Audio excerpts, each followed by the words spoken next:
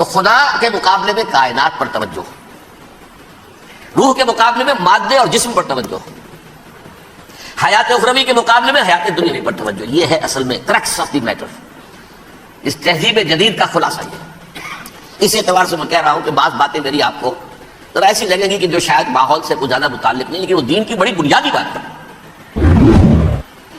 دیکھیے اللہ تعالیٰ نے جو مخلوقات پیدا کی ہیں ان میں ایک تقسیم تو ہو سکتی ہے ذی حیات اور بغیر حیات. آپ کے علم میں ہے جاندار چیزیں اور کیا ہے. موجودہ جو انتہائی تشویشناک عالمی صورتحال ہے اس کا پس منظر کیا ہے، اس کے پیچھے کون سے عوامل کار فرما ہیں، اور نوع انسانی کے اصل اور مستقل دشمن کون ہے. گویا کہ وہ جو ایک مصرع ہے کہ کون سیاہی گھول رہا ہے وقت کے بہتے دریا میں. امن عالم جو ہے ہو سکتا ہے تہو بالا ہو جائے. کہا جا رہا ہے 36ویں عالمگیر جنگ شروع ہو جائے گی. بش صاحب کہتے ہیں 10 سالہ جنگ ہوگی. بظاہر تو معاملہ چھوٹا سا نظر آتا ہے، ایک آدمی اسامہ، دھان 500 آدمی، کچھ بھی نہیں. پھر یہ افغانستان اگر آپ ویسے دیکھیں دنیاوی اعتبارات سے، مادی اعتبارات سے، اس کی کیا حیثیت ہے امریکہ جیسے سپریم پاور کے سامنے. لیکن کتنا اہتمام ہو رہا ہے، مشرق و مغرب کے وسائل و ذرائع جمع کیے جا رہے ہیں. ادھر میڈیٹرینین میں، ادھر بحر ہند میں دور تک، نیگو گارسیا تک اپنے سارے اڈے جو ہے تیار کر دیے گئے ہیں. بڑے محیط قسم کے ایئر کرافٹ کیریئرز جو ہے پہنچ گئے ہیں. وہ ہوائی جہاز جن کی شکل دیکھ کے دہشت آدمی پہ آ جاتی ہے ان کے غول کے غول پہنچ گئے ہیں. یہ سب کچھ کیا ہے، کیا ہونے والا ہے. اس کے حوالے سے میں آج آپ کے سامنے اس وقت کا عالم کیا ہے، اس کا پس منظر کیا ہے، پیش منظر کیا ہے، کیا ہونے جا رہا ہے، کیا کچھ ہونے والا ہے، اور پیچھے کون اصل کیریکٹرز ہیں کہ جو کار فرما ہے، میں اس کا آج جائزہ پیش کرنے چلا ہوں. دیکھیں سب سے پہلی بات، انسانیت کا اور نوع انسانی کا ازلی اور ابدی دشمن وہ ابلیس العین ہے. یہ چونکہ چیزیں ایسی ہیں کہ جو ما وراء الطبیعات سے متعلق ہیں. ابلیس جن ہے، جن انویزیبل ورلڈ سے تعلق رکھتا ہے، غیر مرئی جو نظر نہیں آتے. فرشتے انویزیبل ورلڈ سے تعلق رکھتے ہیں، غیر مرئی جو نظر نہیں آتے. یہ ہم جو ہے اور یہ حیوانات دنیا میں جو ہے یہ مرئی ہے، ویزیبل. آج کا عام ذہن جو انسان کا بن چکا ہے، سائنٹزم جسے کہا جاتا ہے، سائنسی نقطہ نظر، اس کا عام لوگوں پر بھی اثر یہ ہوا ہے کہ جو انویزیبل ورلڈ ہے اس کی باتوں کی طرف توجہ نہیں کرتے. ہاں عقیدہ تو ہے کہ ہے، جن بھی ہے، فرشتے بھی ہیں، لیکن کوئی ان کی اہمیت ہماری نگاہوں میں نہیں ہے.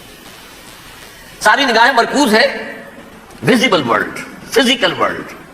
میٹا فزکس کا تو مضمون بھی ہم سمجھ رہے ہیں کہ ختم کر دینا چاہیے. یونیورسٹیز سے فلسفے کے ڈپارٹمنٹس ختم ہو رہے ہیں. کیا ضرورت ہے اس کی؟ اصل شے یہ دنیا ہے، یہ عالم ہے، یہ کائنات ہے، یہ مادہ ہے، یہ حیات انسانی، حیات دنیاوی ہے. اس پر میرا جو مارکت الارا مضمون تھا 1967 کے جون میں جو چھپا تھا، اسلام کی نشرت ثانیہ کرنے کا اصل کام، کہ جو عہد حاضر کی جو تہذیب ہے اس کے 3 بنیادی اصول کیا ہیں. خدا ہے یا نہیں ہے چھوڑو، اس بحث پہ نہ پڑھو. کائنات تو ہے نا، مادہ تو ہے نا، روح کوئی شے ہے یا نہیں ہے کیا پتا، کسی نے دیکھی نہیں آج تک. لہٰذا اس کے بارے میں گفتگو کا فائدہ کیا، وقت کا سیاح. عالم آخرہ کوئی ہے یا نہیں ہے کیا پتا، کس نے آ کے بتایا مرنے کے بعد. لہٰذا اس بحث میں نہ پڑھو. یہ عالم دنیا تو ہے نا، اٹس ویری مچ پریزنٹ. لہٰذا ساری توجہ اس پر صرف کرو. تو خدا کے مقابلے میں کائنات پر توجہ، روح کے مقابلے میں مادے اور جسم پر توجہ، حیات اخروی کے مقابلے میں حیات دنیاوی پر توجہ. یہ ہے اصل میں کرکس آف دی میٹر. اس تہذیب جدید کا خلاصہ یہ. اس اعتبار سے میں کہہ رہا ہوں کہ بعض باتیں میری آپ کو ذرا ایسی لگیں گی کہ جو شاید ماحول سے کچھ زیادہ متعلق نہیں، لیکن وہ دین کی بڑی بنیادی بات ہے. دیکھیے اللہ تعالیٰ نے جو مخلوقات پیدا کی ہیں ان میں ایک تقسیم تو ہو سکتی ہے ذی حیات اور بغیر حیات. جاندار چیزیں اور جان چیزیں، بے جان چیزیں بے شمار. یہ تمام فلکیات، یہ پوری کائنات، یہ زمین، یہ پہاڑ، یہ شجر و حجر، کیا. لیکن ایک ہے جاندار. ان جانداروں میں ایک تقسیم ہے. 2 کا تعلق غیر مرئی دنیا سے ہے، انویزیبل ورلڈ سے. فرشتے جو دکھائی نہیں دیتے، ان کی پیدائش ہوئی ہے نور سے. دوسرے جنات جو انسانوں سے پہلے پیدا کیے گئے، آدم سے پہلے، والجان خلقناہ من قبل من نار السموم، جنات کو تو ہم بہت پہلے پیدا کر چکے تھے آگ کی لو سے، وہ بھی نظر نہیں آتے۔ تیسرے انسان اور اس دنیا میں جتنے بھی حیوانات ہیں، ان کا جو مادہ ہے وہ ارض، یہ زمین ہے، یہ مٹی سے بنے، تراب سے بنے، کرسٹ آف دی ارتھ سے بنے۔ اب ان میں ایک تقسیم ہے، ایک وہ ہے، ان تمام میں شعور تو ہے، حیوانات میں بھی شعور ہے، خود شعوری جسے کہتے ہیں سیلف کانشسنس، یہ صرف تین میں ہے، فرشتہ، جن اور انسان۔ حیوانات میں خود شعوری نہیں ہے، کانشسنس ہے، سیلف کانشسنس نہیں ہے۔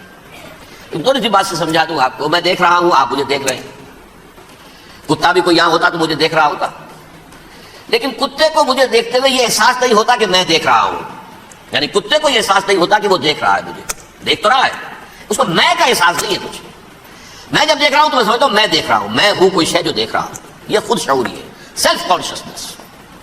کسی بھی کام کو کرتے ہوئے اپنے وجود کا احساس، میرا فیصلہ ہے، میری رائے ہے، یہ ہے در حقیقت سیلف کانشسنس، انا، سیلف، خودی۔ یہ حیوانات میں نہیں ہے، یہ ہے صرف ملائکہ، جنات اور انسان۔ اب یہاں مسئلہ پڑ گیا، بڑا پرپیچ مسئلہ۔ اللہ تعالیٰ نے پہلے حضرت ملائکہ کو پیدا کیا اور انسانی ارواح کو پیدا کیا دور سے، پھر ناک سے پیدا کیا، ناک سے، آگ سے جنات کو، پھر مٹی سے بنایا، آدم کا ہیولا، اس میں روح پھونک دی، اب آدم بن گئے۔ اعلان یہ کر دیا کہ خلافت عرضی جو ہے وہ آدم کو عطا کی جا رہی ہے۔ یہ پیچ پڑ گیا۔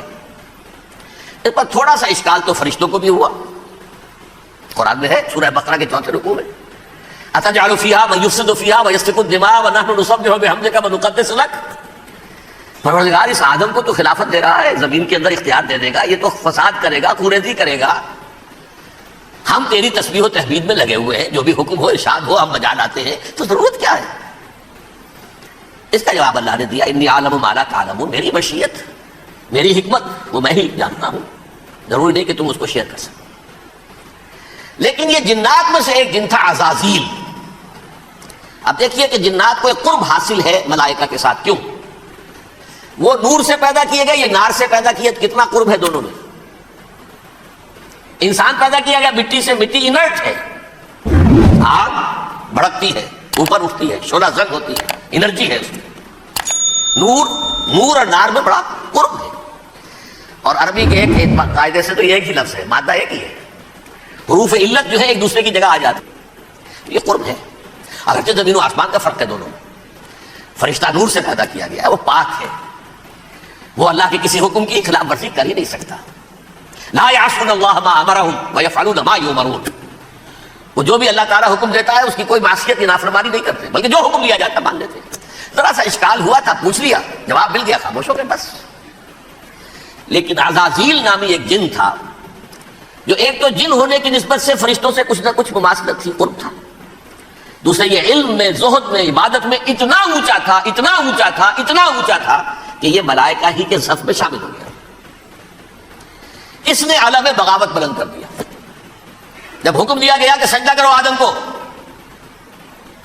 اب یہ دیکھیے کس قدر یہ اہم مضمون ہے، آپ سوچ رہے ہیں یہ باتیں آج پہلی مرتبہ ہمیں اس طرح سنائی جا رہی ہیں، یہ باتیں تو علم میں آتی نہیں ہمارے۔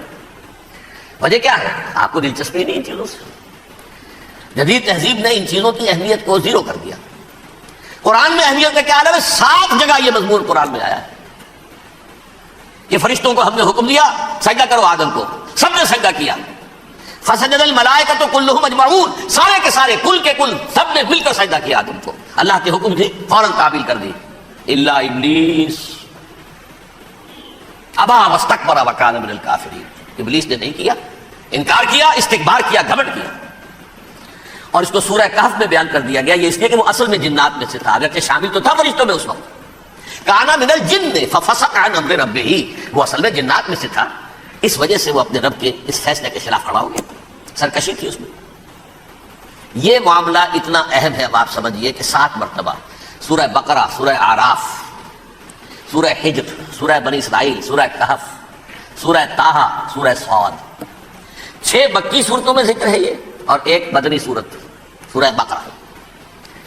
ان میں سے اکثر مقامات پر پھر جب اللہ نے کہا کہ اچھا تم نے یہ سرکشی کی ہے اور ہمارے حکم کی خلاف ورزی کی ہے تو یہاں سے نکل جاؤ، دفع ہو جاؤ، تم مردود ہو، مردود ملعون، ان علیک لعنتی الی یوم الدین، اب تجھ پر لعنت رہے گی میری قیامت کے دن۔ اس نے کہا اچھا پروردگار پھر مجھے ذرا مہلت دے دے، رب فانظرنی الی یوم یبعثون، قیامت تک میری زندگی طویل کر دے۔ فذهب فإنك من المنظرین، کہہ دیا اچھا جاؤ، تمہاری یہ درخواست بھی ہم نے قبول کی۔ انہوں نے کہا پروردگار اب میں اس آدم کو بھی گمراہ کر کے چھوڑوں گا اور آدم کی نسل کو تباہ کر کے چھوڑوں گا۔ انتہائی شدید چیلنج کے انداز میں یہ قرآن مجید میں 4-5 مرتبہ مضمون آیا ہے۔ میں نے صرف 2 جگہ سے آپ کو کوٹ کر کے سنایا تھا۔ سورہ اعراف میں اللہ تعالیٰ فرماتے ہیں قالا، اس پر ابلیس نے کہا فبما اغویتنی، تو اے رب جو تو نے مجھے گمراہ کیا ہے، مجھے ذلیل کر دیا، مجھ پر فوقیت دے دی، اس کو انا خیر منہ، میں اس سے بہتر ہوں، خلقتنی من نار وخلقتہ من طین، بنایا تو نے مجھے آگ سے اور اس کو بنایا مٹی سے، پھر مجھ سے مطالبہ کہ میں سجدہ کروں، اور میں نے سجدہ نہیں کیا تو تو نے مجھے ملعون قرار دے دیا۔ قال فبما اغویتنی لاقعدن لهم صراطک المستقیم، اب میں یہ نسل آدم کے لیے، اس کو برباد کرنے کے لیے تیرے سیدھی راہ کے اوپر گھات میں بیٹھوں گا، سیدھے راستے پر چلنے نہیں دوں گا۔ ثم لآتینہم من بین ایدیہم، پھر میں ان پر حملہ آور ہوں گا، ان کے سامنے سے بھی، ومن خلفہم، ان کے پیچھے سے بھی، وعن ایمانہم، ان کے داہنی جانب سے بھی، وعن شمائلہم، ان کے بائیں جانب سے بھی، ولا تجد اکثرہم شاکرین، اور تو دیکھے گا کہ ان کی اکثریت تیری شکر گزار بندوں پر مشتمل نہیں ہوگی۔ یہ چیلنج تھا۔ اور ایک چھوٹا سا چیلنج جو سورہ صاد میں آیا ہے، اور یہاں تو اس نے اللہ کے جلال کی قسم کھا کر کہا قال فبعزتک لأغوینہم اجمعین، اے رب تیری عزت، تیرے جلال کی قسم ہے میں ان سب کو گمراہ کر کے چھوڑوں گا، الا عبادک منہم المخلصین، سوائے ان میں سے وہ کچھ لوگ جنہیں تو خالص اپنا بندہ بنا لے، جنہیں تو اپنا بندہ بنا لے۔ مخلص، مخلص نہیں، مخلص یہ مفعول ہے، فاعل نہیں ہے، جسے تو بنا لے۔ بعض لوگوں کو اللہ چن لیتا ہے، ہو اجتباکم، تمہیں چن لیا ہے، استفاء، اجتباء، بس وہ بچیں گے جن کو تو اپنی خاص امان میں لے لے گا، باقی میں سب کو گمراہ کر کے چھوڑوں۔ یہ ہے اصل دنیا میں نوع انسانی کا ابدی دشمن، ازلی سے ابدی تک۔ اور اس میں نوٹ کیجئے کہ اس کی اصل بنیاد کیا ہوئی؟ 2 لفظ، تکبر اور حسد۔ استکبرا، تکبر کیا، انا خیر منہ، میں اس سے بہتر ہوں۔ یہ ساری وش کی گانٹھ یہی ہے، سب سے بڑی گمراہی کی وجہ یہی ہے۔ اسی لیے کہا ہے حدیث میں لن يدخل الجنہ من کان فی قلبہ مثقال حبۃ من کبر، جنت میں ہرگز وہ شخص کبھی بھی داخل نہیں ہو سکے گا جس کے دل میں رائے کے دانے کے برابر بھی کبر ہے۔ تکبر سب سے بڑا جرم ہے۔ الکبر ردائی، اللہ فرماتا ہے یہ تکبر، یہ تو میری چادر ہے۔ کوئی شخص تکبر کرتا تو وہ میری چادر گھسیٹ رہا ہے میرے کندھے سے۔ عرب میں کسی شخص کی توہین کرنی ہوتی تھی تو اس کی چادر گھسیٹتے تھے، ننگا کر دیا گویا کہ یہ میری ردائی ہے، الکبر ردائی، یہ میری چادر ہے، یہ جامہ مجھے زیب دیتا ہے، مجھ پر راستہ تھا۔ اور حسد، آدم کو جو برتری عطا ہو گئی اس حسد کی آگ میں وہ جل رہا ہے اور اس کا انتقام لینا چاہتا ہے۔ آدم سے بھی، آدم کو بھی گمراہ کیا، جنت سے نکلوایا، ویسے نکلنا تو انہیں تھا ہی مشیت اذن میں، لیکن فوری طور پر اللہ کے حکم کی خلاف ورزی تو کروائی نا۔ فعصى آدم ربہ فغوى، آدم نے اپنے رب کے حکم کی نافرمانی کی اور گمراہ ہوا عارضی طور پر۔ یہ دوسری بات ہے، توبہ کر لی، اللہ نے توبہ قبول فرما لی، معاف کر دیا۔ کوئی مستقل جو ہے وہ نسل انسانی پر اس گناہ کا اثر متوارث طور پر نہیں آ رہا، ختم ہو چکا معاملہ، ہوا تھا ہو گیا۔ فتلقى آدم من ربہ کلمات فتاب علیہ انہ هو التواب الرحیم۔ اور توبہ کی شان یہ ہے جب وہ قبول ہو جائے اللہ کی جناب میں، کیا تائب من الذنب کمن لا ذنب له، گناہ سے توبہ کرنے والا ایسے ہوتا ہے جیسے اس نے کبھی گناہ کیا ہی نہیں تھا۔ لیکن بارہ کو گمراہ کرنے میں کامیاب ہو گیا، حضرت آدم اور حوا کو بھی، اور نوع انسانی کی عظیم اکثریت، عظیم اکثریت، عظیم اکثریت اس کے داؤ میں آئی ہوئی ہے نہیں۔ کتنے ہیں وہ عباد اللہ المخلصین، الا عبادک منہم المخلصین، کتنے ہیں جو واقعتاً خالصتاً اللہ کے بندے بن گئے، جنہیں اللہ نے اپنا بنا لیا، اپنا قرار دے دیا۔ اب اس کے ساتھ نوٹ کیجئے، اس ابلیس کے ساتھ ایک فوج بھی ہے جسے قرآن مجید میں کہا گیا ہے یہ اس کی پارٹی ہے، حزب الشیطان، یہ اکیلا نہیں ہے۔ ایک تو وہ عزازیل ہے، اس کی طویل ترین عمر اللہ نے دے دی، وہ تو قیامت تک رہے گا. باقی بھی جنات جو ہیں ان کی نسل میں سے، جو اس کی نوع میں سے، اس کی نسل میں سے جنات کی عمریں انسانوں کی عمروں سے زیادہ ہیں، بہت زیادہ ہیں، لیکن پھر بھی اتنی نہیں ہے. یہ خاص ہے اس کا معاملہ کہ اس نے کہا تھا رب انظرنی الی یوم یبعثون، مجھے دے دے مہلت اس وقت تک تاکہ میں ثابت کر کے دکھا دوں کہ جسے تو نے یہ خلافت دیا یہ اس کا اہل نہیں ہے. Let me prove this point ولا تجد اکثرهم شاکرین، تو ان کی اکثریت کو شکر گزار نہیں پائے گا. وہ ابلیس جو ہے وہ ریکروٹ کرتا ہے اپنے فوجی، اول تو خود جنات میں سے جو اس کے نمبر 1 لشکری ہے. قرآن مجید میں اس کا اشارہ دیا گیا ہے انہو یراکم ہوا وقبیلہ من حیث لا ترونہم. دیکھو لوگو، اے انسانوں، وہ ابلیس لعین عزازیل اور جو اس کی قبیلے کے لوگ ہیں، جنات ہیں، وہ تمہیں وہاں سے دیکھتے ہیں اور تاکتے ہیں اور حملہ کرتے ہیں جہاں سے تم انہیں نہیں دیکھتے. وہ غیر مرئی ہیں، انویزیبل ہے، تمہیں نظر نہیں آتے. ویزیبل دشمن کا وار تو روک لو گے، انویزیبل کا کیسے روکو گے؟ انہو یراکم ہوا وقبیلہ، اکیلا ہی نہیں ہے وہ تو تمہیں تاکتا ہے، تم پر حملہ کرتا ہے، گھات میں لگ کر جو ہے تمہارے اوپر حملہ کرتا ہے، وہ بھی اور اس کے ساتھ اس کے قبیلے کے لوگ جنات بھی، من حیث لا ترونہم، جہاں سے کہ تم انہیں نہیں دیکھتے. لیکن اس کے علاوہ وہ انسانوں میں سے بھی ریکروٹ، رنگ روٹ وہ جو ہے ان کو اپنے پاس رکھتا ہے فوج کے اندر. جس کی سب سے بڑی مثال کیا ہے؟ سورہ مجادلہ میں اللہ تعالیٰ نے منافق، حالانکہ وہ کون تھے؟ بظاہر حضور کا کلمہ پڑھنے والے، حضور کے پیچھے نماز پڑھنے والے، اسلام کا دعویٰ کرنے والے، ان کو اللہ فرماتا ہے اولئک حزب الشیطان الا ان حزب الشیطان هم الخاسرون. یہ شیطان کی پارٹی کے لوگ ہیں. وہاں مقابلے میں آیا ہے اولئک حزب اللہ الا ان حزب اللہ هم المفلحون. یہ دو پارٹیاں ہیں، حزب اللہ اللہ کی پارٹی جو اس کے مخلص بندے ہیں وہ اللہ کی پارٹی، اور جو شیطان کے مرید بن گئے اس کے ہاتھ پر بیعت کر لی، لہذا وہ اس شیطان کی پارٹی کے لوگ ہیں، چاہے وہ انسان ہو چاہے جن ہو. تو انسانوں میں سے بھی اس کے حزب میں، اس کی پارٹی میں اس کے ایجنٹ ہیں اور بہت ہیں، بلکہ بہت سے تو ایسے ہیں کہ جو جنات کے بھی کان کتر دیں، ان کو بھی شیطنت سکھا دے، پڑھا دے. لیکن اب ایک بات سمجھیے، ایک دنیا میں نسل اور قوم بھی ایسی ہے جو ایک خاص وقت سے بحیثیت مجموعی من حیث القوم ابلیس کی ایجنٹ بن گئی ہے. وہ کون ہے؟ وہ یہودی ہے. یہ یہودی قوم جو ہے، اس میں ایک تو کچھ یہ کہ ان کی فطرت کے اندر یہ تھا کہ ہم ہیں اصل انسان، باقی انسان جو ہے وہ انسان نما حیوان ہے، ان کی کوئی حیثیت ہی نہیں. ہم ہیں اصل انسان، نحن ابناء اللہ واحباؤہ. باقی یہ جنٹائلز، یہ گوئمز، غیر یہودی، یہ تو حیوانات ہیں. اب جیسے کہ انسانوں کو حق ہے کہ حیوانوں کو ایکسپلائٹ کریں، استعمال کریں. گھوڑے کو آپ تانگے میں باندھتے ہیں کہ نہیں؟ اس کی پسینے کی اور محنت کی کمائی ہے جو کھاتا ہے تانگا چلانے والا. البتہ یہ ضرور ہے کہ چونکہ اگلے روز پھر جوتنا ہے تو کچھ نہ کچھ تو اسے بھی کھلائے گا نا، اپنی کمائی میں سے کچھ دانے کھلائے گا، کچھ اور گھاس دے گا.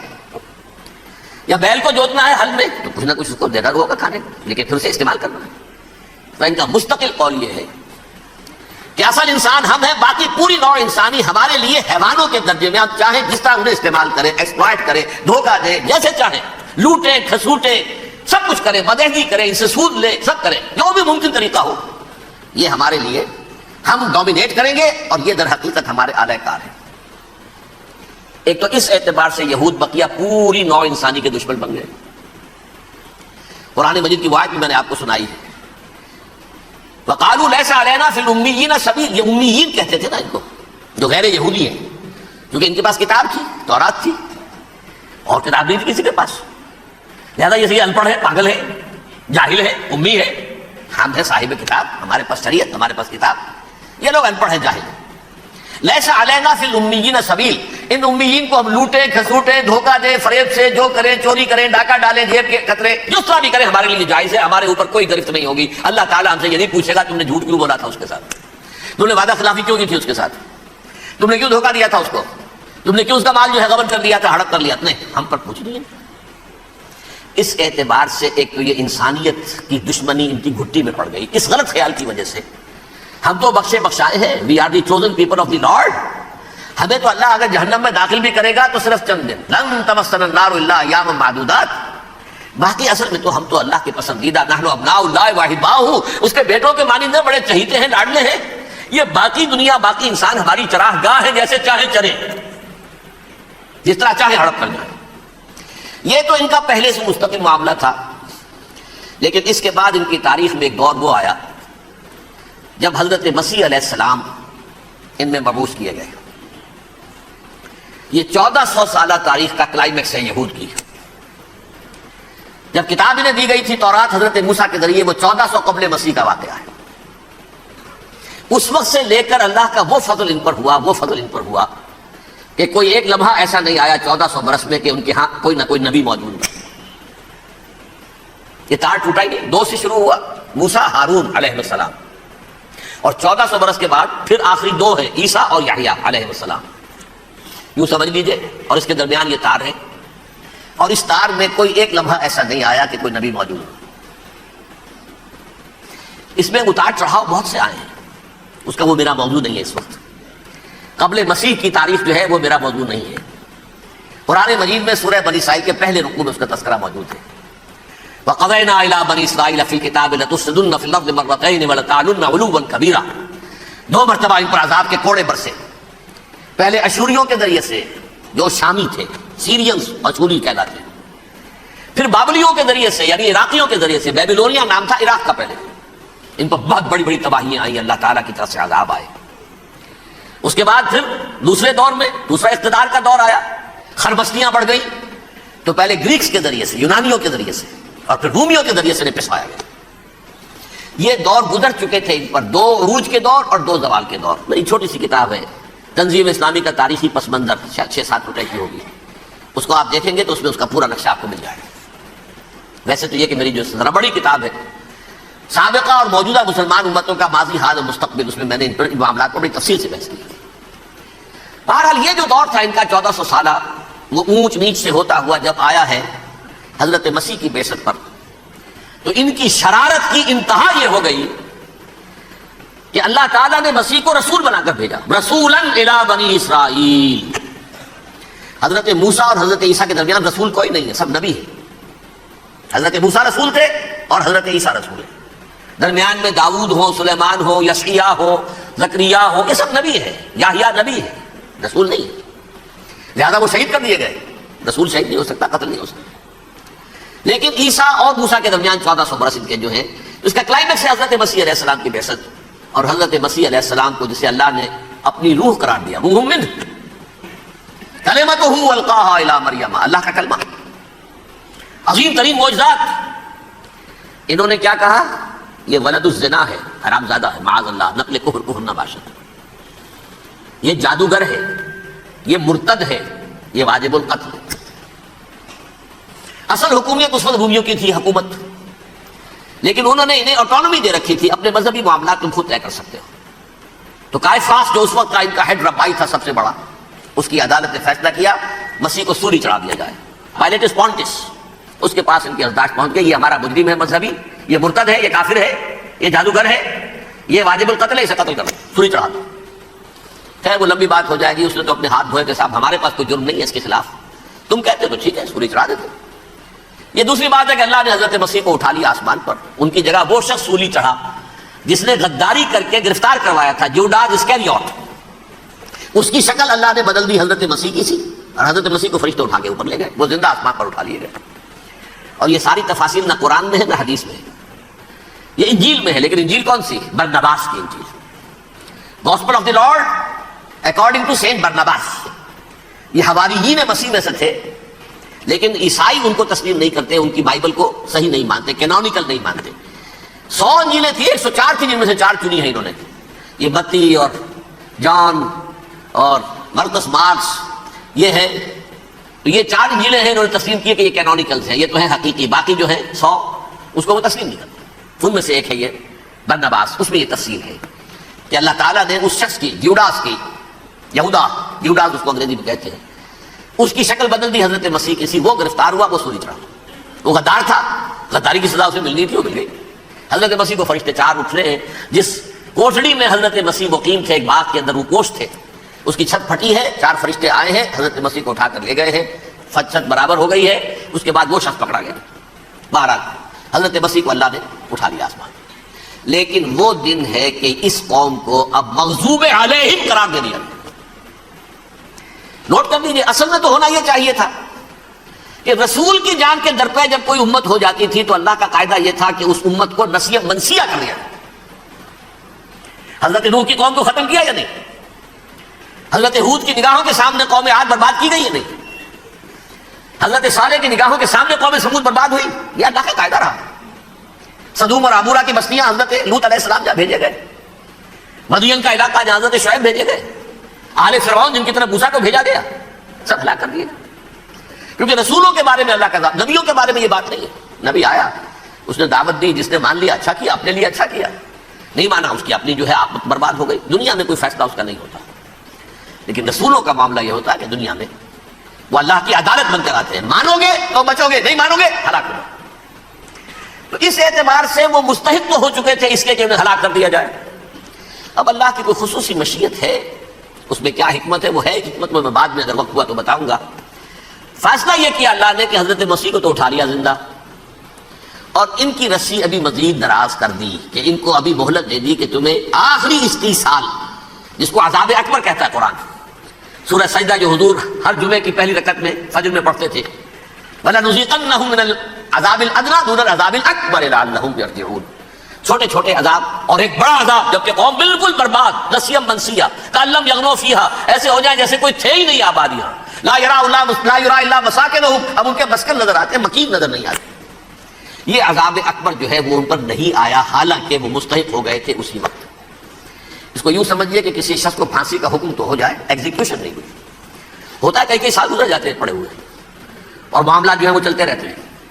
یہ معاملہ ہوا اس کے ساتھ، ورنہ یہ مستحق ہو چکے تھے آخری بربادی تباہی کے، عذاب استیصال، جڑ سے کاٹ دینے والا عذاب، وہ آ سکتا تھا ان پر اسی وقت، لیکن اللہ نے ان کی مہلت دراز کی ہے۔ لیکن اس کے بعد اللہ نے ان کو ایک اور موقع دیا۔ 600 برس بعد حضرت مسیح کے محمد رسول اللہ صلی اللہ علیہ وسلم کی بعثت ہوئی، اور یہ میں سمجھتا ہوں کہ اس قوم پر اللہ کا اتنا بڑا فضل تھا، اتنا بڑا فضل تھا، اتنا بڑا فضل تھا۔ اب پھر ایک موقع دیا، عسیٰ ربکم ان یرحمکم وان عدتم عدنا، دیکھو اب بھی تمہیں ہم ایک موقع دے رہے ہیں، تمہارا رب تمہارے اوپر اب بھی فضل کرنے کو تیار ہے، رحم فرمانے کو تیار ہے۔ ان ھذا القرآن یہدی للتی ہی اقوم، اس قرآن کے سائے میں آ جاؤ، یہ شاہدرا ہے ہدایت میں آنے کا، اس میں داخل ہو جاؤ، محمد کی تصدیق کرو صلی اللہ علیہ وسلم، دامن محمدی میں آ جاؤ، اب بھی ہم تمہارے گناہ بخش دیں گے۔ لیکن نہیں، اس قوم نے حضرت محمد صلی اللہ علیہ وسلم کی دشمنی کی کمر کس لی، اور اب یوں سمجھیے اس تاریخ سے لے کر آج تک یہ گٹھ جوڑ ہے۔ ظاہر بات ہے کہ ابلیس کا بھی اصل دشمن اب کون ہے، یا ہدف کون ہے، ٹارگٹ کون ہے؟ جنہوں نے محمد کو نہیں مانا صلی اللہ، وہ تو ہے ہی جہنمی، ان پر کوئی اور محنت کرنے کی ضرورت کیا ہے؟ سمجھ گئے میری بات؟ حضور کی بعثت کے بعد جنہیں حضور کو رد کر دیا، ان پر ایمان نہیں لائے، وہ کون ہے؟ کافر، وہ جہنمی ہے ہی ہے۔ لہذا اس کے اوپر کوئی محنت صرف کرنے کی ابلیس کو ضرورت نہیں، اس کا اصل ٹارگٹ امت محمد ہے صلی اللہ علیہ وسلم۔ وہ ساری نوع انسانی کی دشمنی اب آ کر مرکوز ہو گئی ہے امت محمد صلی اللہ علیہ وسلم کی دشمنی پر۔ اور اسی طرح یہود کا معاملہ، اگرچہ ویسے پوری نوع انسانی کے دشمن ہیں، انہیں حیوان سمجھتے، ان کی جان مال اپنے لیے مباح سمجھتے ہیں، جس طرح چاہیں لوٹے کھسوٹے کھائے پیے انہیں، لیکن اب ان کی بھی دشمنی کا سب سے بڑا مرکز امت محمد۔ کیوں؟ وہی تکبر اور حسد، وہی بیماریاں۔ انہیں تکبر یہ ہو گیا تھا کہ 2000 سال سے یہ نبوت ہماری میراث، ہماری جاگیر، بنو اسرائیل کے اندر سینکڑوں نبی آئے، 3 کتابیں اللہ نے ہمیں عطا کی، یہ کہاں سے آ گیا محمد صلی اللہ علیہ وسلم؟ معاذ اللہ ثم معاذ اللہ، یہ امیین میں سے، یہ جنٹائل میں سے، یہ گوئلز میں سے، یہ حقیر ان پڑھ، کہاں ہم کہاں یہ نہیں تسلیم کریں گے۔ حالانکہ قرآن کہتا ہے یعرفونہ کما یعرفون ابناہم، ان کے علماء ایسے پہچانتے تھے حضور کو جیسے اپنے بیٹوں کو پہچانتے کہ یہ آخری نبی ہے، لیکن تکبر اور حسد کی آگ میں جل اٹھے۔ اب ان کے بھی دشمنی کس سے ہے؟ محمد اور امت محمد صلی اللہ علیہ وسلم۔ یہ گٹھ جوڑ ہے۔ اب دیکھیے، یہ ہے میری گفتگو کا اب تک کی گفتگو کا حاصل، یہ گٹھ جوڑ۔ ایک غیر مرئی دنیا، انویزیبل دنیا کا ابلیس لعین اور جنات میں سے اس کے لشکری فوج. انسانوں میں سے ویسے تو اور بھی بہت جگہ اس کے ایجنٹ ہے، مسلمانوں میں بھی ہے، لیکن بحیثیت قوم، بحیثیت مجموعی، ایک پوری قوم، ایک پوری نسل جو ہے اس کے ساتھ گٹھ جوڑ ہے. ان دونوں کی گٹھ جوڑی کے ساتھ یہ دشمن دون ہیں انسانیت کے. پہلا دشمن ابلیس لعین، عزازیل لعین، اور دوسرے دشمن یہود ملعون. اب میں آپ کو ذرا اس جو انسانوں میں سے انسان دشمنی کا جن کا سب سے بڑا رول ہے، میں ان کی 2000 سالہ تاریخ کا آپ کے سامنے نقشہ رکھنا چاہتا ہوں. ان 1400 سال کا تو میں نے صرف 4 آپ کو پوائنٹس بتائے. موسیٰ سے عیسیٰ تک 1400 برس علیہ السلام. 2 مرتبہ عروج، 2 مرتبہ زوال. اشیریوں کے ہاتھوں پٹوائی، بابلیوں کے ہاتھوں پٹانا، گریکس کے ہاتھوں مرمت، رومنس کے ہاتھوں مرمت. یہ جو 2000 سال ہیں، کیونکہ اب تو ظاہر بات ہے 21ویں صدی شروع ہو گئی، 20 صدیاں حضرت مسیح کو پوری ہو گئی. پہلی بات نوٹ کیجئے، حضرت مسیح کی پیدائش ہے سن 1 قبل مسیح. یہ نقطہ آپ نے کبھی سنا ہے یا نہیں؟ جب ملینیم کا سلسلہ شروع ہوا تھا پچھلے سال، تو میں نے بیان کر دیا تھا کہ ایک عجیب حساب کے اندر انہوں نے غلطی کی ہوئی ہے. حضرت مسیح کی پیدائش ہوئی 25 دسمبر کو. سن انہوں نے شروع کر دیا، اس کے بعد جنوری آئی تو پہلا سال شروع ہو گیا. اگر جنوری سے پہلا سال شروع ہوا تو یہ 6 دن جو ہے تو اس کے پچھلے سال میں تھے. لہذا کہا جائے گا کہ Jesus Christ was born 1 year before Christ, BC. تو 1 قبل مسیح میں حضرت مسیح کی پیدائش ہوئی. یہ آخری اسرائیلی نبی اور رسول. یہودی علماء کی مخالفت، دشمنی، سولی پر چڑھوا دینا میں بیان کر چکا ہوں. سن 33 عیسوی میں جبکہ حضرت مسیح کی عمر 33 برس تھی، اللہ تعالیٰ نے انہیں زندہ آسمان پر اٹھا لیا. لیکن یہودیوں نے اپنے خیال کے مطابق انہیں سولی پر چڑھوا دیا، ان کی موت واقع ہو گئی. اگرچہ اس کے بعد یہ اختلاف ہے ان میں. یہودی کہتے ہیں وہ سولی پر چڑھ گیا، ختم ہوا، مر گیا. عیسائی کہتے نہیں، انتقال ہوا ہے مسیح کا صلیب پر، لیکن پھر وہ دوبارہ زندہ ہو گئے ہیں. ان کی لاش ایک غار میں رکھ دی گئی تھی، وہاں ریزریکشن ہو گیا، ان کا وہاں سے بادل موت وہی ہو گیا، اور پھر انہیں اللہ نے زندہ آسمان پر اٹھا لیا. تو ہمارے اور عیسائیوں کے درمیان نوٹ کر لیجیے، یہ چیز مشترک ہے کہ حضرت مسیح آسمان پر زندہ اٹھائے گئے. فرق کیا ہے؟ وہ سمجھتے ہیں کہ سولی دیے گئے، سولی پر مرے، پھر زندہ ہوئے، پھر گئے. ہم سمجھتے ہیں کہ نہیں، وما صلبوہ وما قتلوہ، انہوں نے نہ صلیب دے سکے انہیں اور نہ انہیں قتل کر سکے، بل رفعہ اللہ الیہ، اللہ نے اٹھا لیا. پھر ہمارا اور یہ اس کا عیسائیوں کا ایک اور اتفاق ہے، سیکنڈ کمنگ آف جیسس، حضرت مسیح دوبارہ آئیں گے. یہ عیسائیوں کا بھی عقیدہ ہے اور ہمارا بھی. بہرحال تو جیسا کہ میں نے عرض کیا کہ اس وقت یہ عذاب استیصال، عذاب اکبر کے مستحق ہو چکے تھے، لیکن اللہ نے ان کی مدت دراز کی ہے. لیکن ان پر دنیاوی عذاب کا ایک کوڑا جو ہے اللہ تعالیٰ کی طرف سے اسی وقت برسا. دنیاوی عذاب دنیا میں رہتے ہوئے ختم نہیں کیا. 37 برس بعد حضرت مسیح کے رفع سماوی کے 37 برس بعد سن 70 میں یہودیوں نے بغاوت کی رومیوں کے خلاف. رومی ٹائٹس جنرل تھا ایک، اس نے پھر جو حملہ کیا ہے، 1,33,000 یہودی ایک دن میں قتل کیا یروشلم میں، اور ہیکل سلیمانی گرا دیا. وہ ہیکل پہلے بھی گرا تھا، پہلے 1400 سال کے دوران میں بھی نبوکدنضر نے گرایا تھا، لیکن پھر اس کے 150 سال بعد انہوں نے دوبارہ بنا لیا تھا. اس لیے وہ اسے سیکنڈ ٹیمپل کہتے ہیں. پہلا ٹیمپل جو حضرت سلیمان نے بنایا تھا، نبوکدنضر نے گرا دیا 587 قبل مسیح میں، پھر دوبارہ انہوں نے 150 سال کے بعد بنا لیا. وہ اس تاریخ کا حصہ ہے، میں نے جس کے بارے میں آپ کو تفصیل نہیں بتائی. اس میں یہ ہوا سن 70 میں وہ گرا دیا گیا، وہ آج تک گرا پڑا ہوا ہے. نمبر 2 یہ کہہ دیا گیا کہ یہودیوں اس ارض فلسطین سے نکل جاؤ، تم یہاں نہیں رہ سکتے. لہذا جس کا جہاں سینگ سمایا چلا گیا.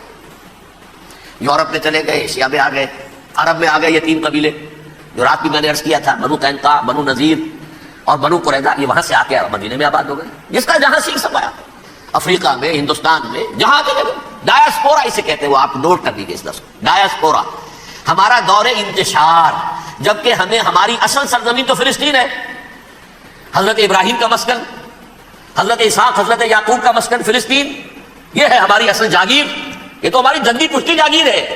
لیکن یہاں سے نکال دیے گئے سن 70 عیسوی میں، اور وہاں سے لے کے 1917 تک ان کا ڈایاسپورا جاری رہا. یہ دور انتشار ہے. اس دور انتشار کے چند حصے ہیں جس کو میں چاہتا ہوں کہ آپ علیحدہ علیحدہ سمجھ لیں۔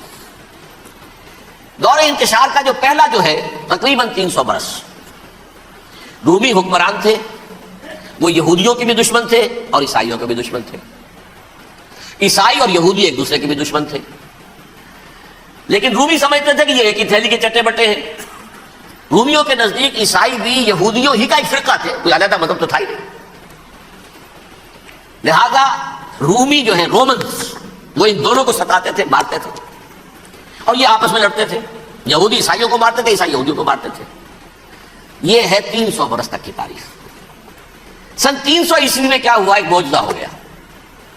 بہت عظیم ایمپرر کانسٹینٹائن، قسطنطین اعظم، رومن ایمپررز میں سے بہت بڑا ایمپرر، وہ عیسائی ہو گئے۔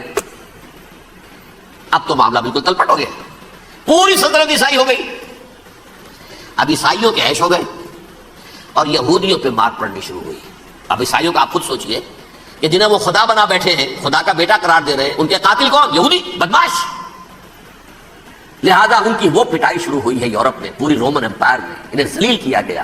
شہروں میں آمد بند، علیحدہ رہو، گھیٹوز کے اندر رہو۔ یہودی کا نام جو ہے وہ گالی بن گیا، جیسے آج بھی یہودی گالی کہتے ہیں، جیسے خنزیر کا لفظ۔ آخر وہ بھی اللہ کی مخلوق ہے، لیکن آپ کو معلوم ہے کوئی شخص زبان پہ نام نہیں لانا چاہتا خنزیر کا، سور کا، ہے تو مخلوق، وہ بھی ایک حیوان ہے۔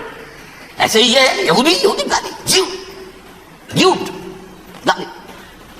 لہذا ایک طرف تو ان دونوں کے درمیان دشمنی، جس کو قرآن کہتا ہے وَأَغْرَيْنَا بَيْنَهُمُ الْعَدَاوَةَ وَالْبَغْضَاءَ، ہم نے ان کے مابین دشمنی جو ہے پیدا کر دی ہے۔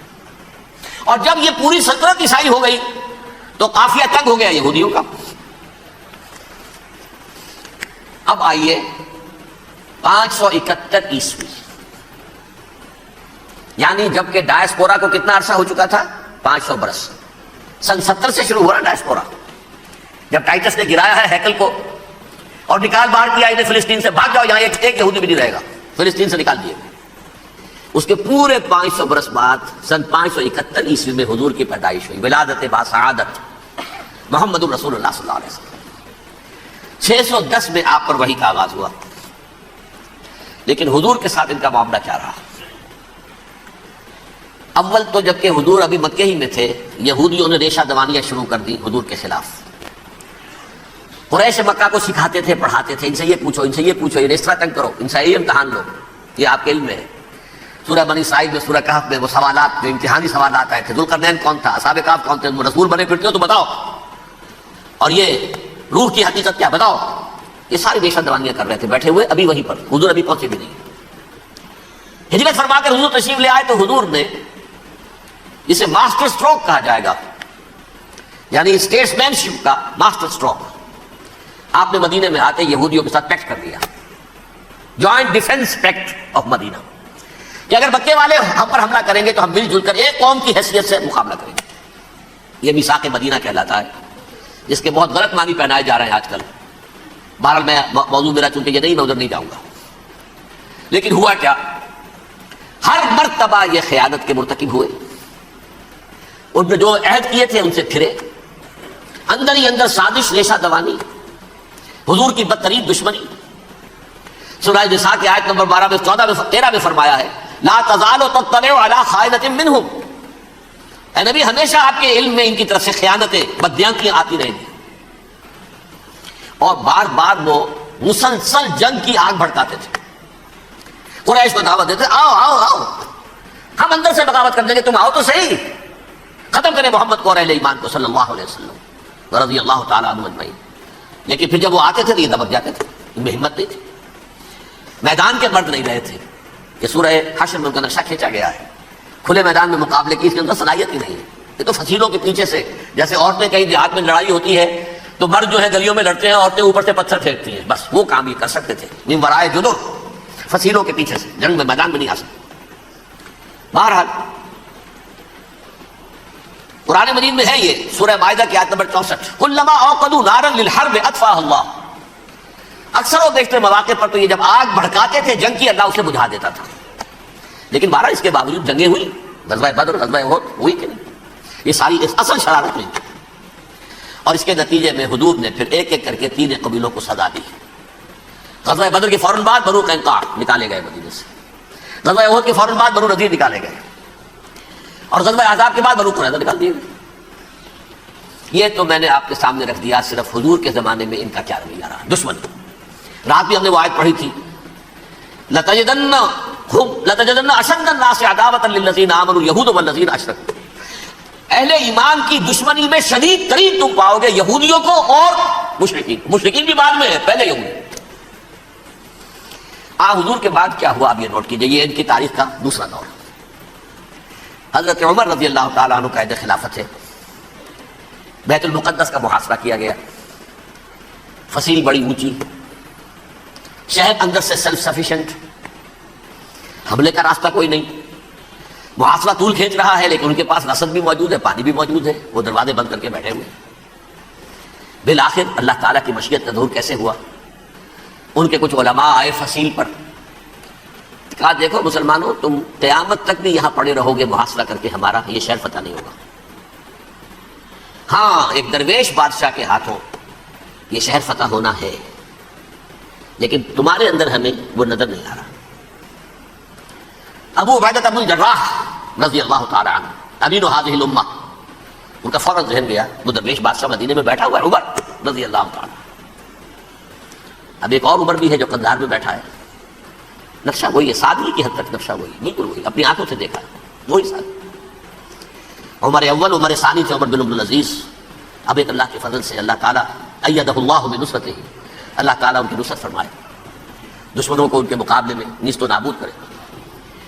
انہوں نے ریکویسٹ بھیج دی کہ حضور تشریف لائیے، یہ شہر فتح ہو جائے گا۔ وہ ہے سفر تاریخی، اتنا طویل سفر، تقریباً 700 میل، ایک اونٹ، ایک خادم، ایک منزل پہ امیر المومنین اوپر بیٹھے، خادم آگے چل رہا ہے، اگلی منزل پہ خادم اوپر بیٹھا ہے، امیر المومنین آگے جا رہا ہے۔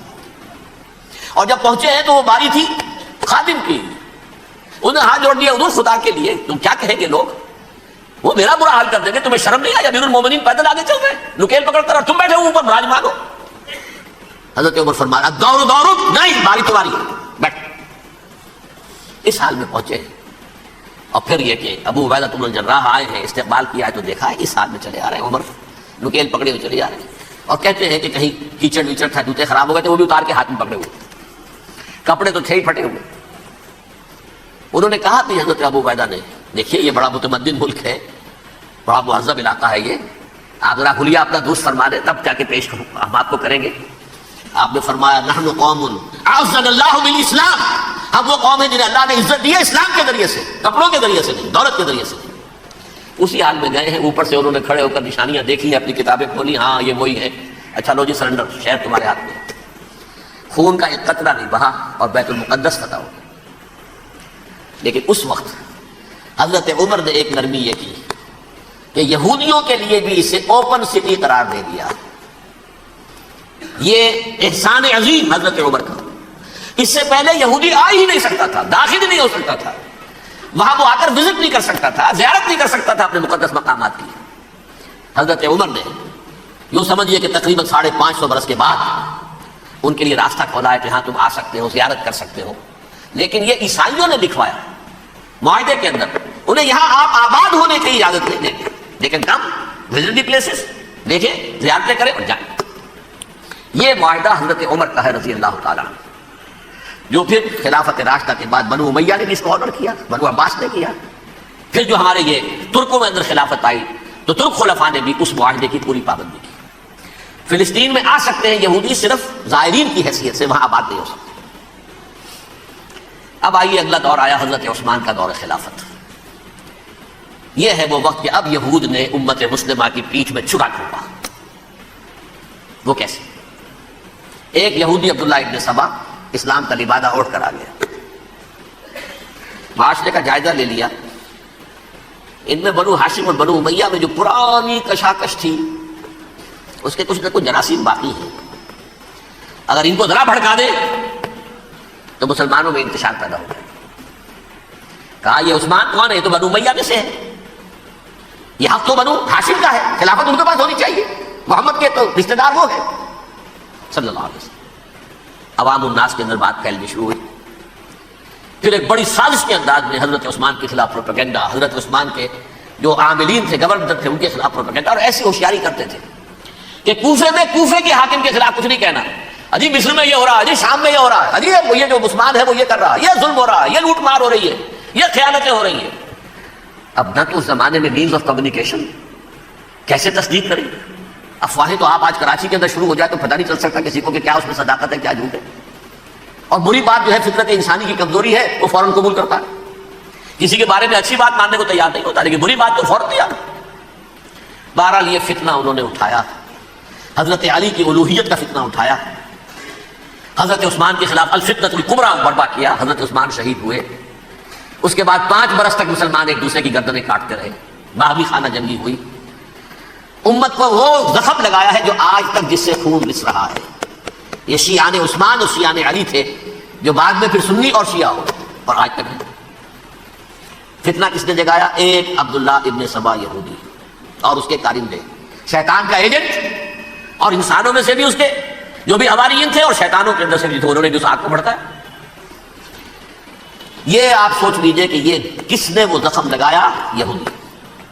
اگلا دور آیا، خلافت راشدہ ختم ہوئی، بنو امیہ کا بھی دور کافی گزر گیا۔ طارق ابن زیاد 712 عیسوی میں حملہ کرتے ہیں اسپین پر۔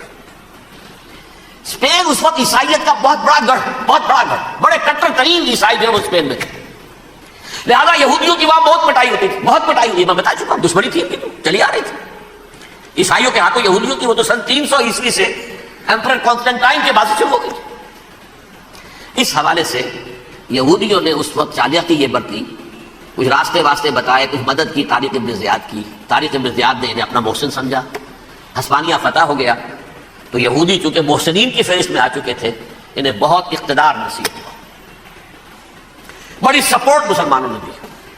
ان کے بڑے بڑے علماء نے اسی دور کے اندر پیدا ہوئے، بڑے بڑے تھنکرز ان کے اسی دور میں پیدا ہوئے۔ بن گوریون جو کہ ایک وزیر اعظم تھا اسرائیل کا، اس نے یہ لکھا ہے اپنی کتاب میں، Muslim Spain was the golden era of our diaspora. وہ ڈائسپورا جو 70 عیسوی سے شروع ہوا تھا اور 1917 عیسوی تک جاری رہا ہے، اس میں سے گولڈن ایرا ہمارا جو تھا وہ مسلم اسپین تھا۔ ہسپانیہ میں بیٹھ کر ہم عیش کیے، لیکن وہاں سے انہوں نے اور جو کچھ کیا، یہ تو داستان کے تو بہت سے گوشے ہیں، لیکن میں جس اسٹریٹ لائن میں چل رہا ہوں اس کے اعتبار سے ایک بات سمجھ لیجیے، وہاں بیٹھ کر انہوں نے اب عیسائیت کی پیٹھ میں چھڑا ہوگا، پروٹیسٹنٹ مذہب پیدا کیا، تقسیم کر دیا، جیسے شیعہ سنی کی تقسیم، عبداللہ ابن سبا، رومن کیتھولک اور پروٹیسٹنٹ کی تقسیم، یہودی علماء۔ ہوتا کیا تھا، ہسپانیہ کی یونیورسٹیاں ہیں، کارڈووا میں ہے، ٹولیڈو میں ہے، گریناڈا میں ہے، غرناطہ، قرطبہ، تولیتلا، اور وہاں آتے تھے لوگ، فرانس سے چلے آ رہے ہیں نوجوان پڑھنے کے لیے، جرمنی سے چلے آ رہے ہیں، اٹلی سے چلے آ رہے ہیں، 3 ہی ملک قریب ترین پڑھتے ہیں سینٹرل جو یورپ کے ہیں۔ یہاں پر جو ہے وہ اسلام جو نور پھیلا رہا تھا اس سے بھی مستفیض ہوئے، جہالت کے جو ہے پردے ان کے وہ چھٹے، اس کے ساتھ ہی وہ یہودی وہاں ان کے اندر جو جراثیم داخل کر رہے تھے وہ اس عیسائیت کے خلاف بغاوت تھی جو اس وقت دنیا میں عیسائیت اس وقت تھی، پوپ کا راج تھا دنیا میں اس وقت۔ یورپ میں جو عیسائیت تھی اس میں ایک طرف بادشاہ تھے، لیکن بادشاہوں کی حیثیت وہاں پر یوں سمجھ لیجئے کٹ پتلیوں کی تھی، اصل قوت پوپ کے ہاتھ میں تھی۔ اور پوپ کو انہوں نے جیسے قرآن نے کہا اتخذوا احبارهم ورهبانهم اربابا من دون اللہ، کیونکہ سینٹ پال نے شریعت موسوی ساقط کر دی تھی تو اب شریعت تھی ہی نہیں، پوپ کو اختیار تھا جس چیز کو چاہے حلال قرار دے دے، جس چیز کو چاہے حرام قرار دے دے۔ اتخذوا احبارهم ورهبانهم اربابا من دون اللہ۔ انہوں نے کہا صاحب یہ پوپ کس بلا کا نام ہے، یہ بھی انسان ہے، بات تو ٹھیک تھی نا، اصل حیثیت تو کتاب کی ہونی چاہیے، ڈیوائن بک، ریویلڈ اسکرپچر، لہذا اور یہ کتاب ہر شخص پڑھ سکتا ہے، کوئی پوپ کے باپ کو جو ہے کوئی اس کے لیے پروپرائٹری رائٹس تو نہیں ہے کہ صرف پوپ پڑھ سکتا ہے یا پادری پڑھ سکتے ہیں، ہم بھی پڑھ سکتے ہیں، ہم بھی سمجھ سکتے ہیں۔ یہ باتیں تھی کہ جن کو بڑھا چڑھا کر بیان کر کے اور پوپ کا اقتدار ختم کرا دیا اور توجہ مرکوز کر دی بائبل کی طرف۔ اب بائبل میں بڑا حصہ تو اولڈ ٹیسٹامنٹ کا ہے، نتیجہ کیا ہوا، یہود کی عظمت پروٹیسٹنٹس کے نزدیک مسلم ہو گئی۔ اصل قوم تو یہ ہے، وہ دشمنی بدلی کہ نہیں بدلی، موسیٰ کی امتی یہ ہے اور آج موسیٰ کو دی گئی، ابراہیم کی نسل یہ ہے، لہذا وہ جو دشمنی تھی، جو عداوت تھی کہ ہمارے خدا کو سوری چڑھانے والے ہیں یہ بدماش، اس کا ازالہ ہوا. اس پروٹسٹنٹ مذہب کے نتیجے میں یہ میں اب آپ کو بتاتا ہوں کہ ایک نتیجہ وہ نکلا ہے جسے برٹرنڈ رسل نے بیان کیا ہے. اس کی کتاب ہے ان پریز آف آئیڈلنس، صفحہ 108. وہ لکھتا ہے دی Christians retaining the Judaic belief in a special revelation added to it the Roman desire for worldwide domination and the Greek taste for metaphysical subtleties. The combination produced the most fiercely persecuted religion that the world has yet known. یہ تین چیزیں آ کر عیسائیت میں مل گئی. ایک تو جب اولڈ ٹیسٹمنٹ جو ہے وہ ان کے ہاتھ میں آ گئی، اور اس کے میں کچھ آپ کو بتا دیتا ہوں کہ اولڈ ٹیسٹمنٹ کی تعلیمات، کیونکہ یہ اولڈ ٹیسٹمنٹ جو ہے یہ محرف تھی. اصل تورات تو گم ہو گئی تھی 587 قبل مسیح میں، جب پہلی مرتبہ ہیکل جو ہے تباہ ہوا ہے، اس وقت ختم ہو گئی تھی. اس کے کوئی 150 سال کے بعد انہوں نے یادداشتوں سے مرتب کر کے لکھی ہے. اب اس میں ان کے اپنے خیالات، اپنے امانی، اپنی توجیحات وہ شامل ہو گئی. لہذا میں آپ کو حوالے دیتا ہوں اس کتاب کے اندر مظالم کی جو تعلیم دی گئی ہے. اہل کتاب نے اپنے مظالم قتل عام کے جواز کے لیے تورات میں تبدیلیاں کی اور پیغمبروں پر دہشت اندازی اور بدترین حرام کاری کے الزامات لگائے. سنیے، پہلا حوالہ ہے یہ گنتی باب 31 آیات 17-18.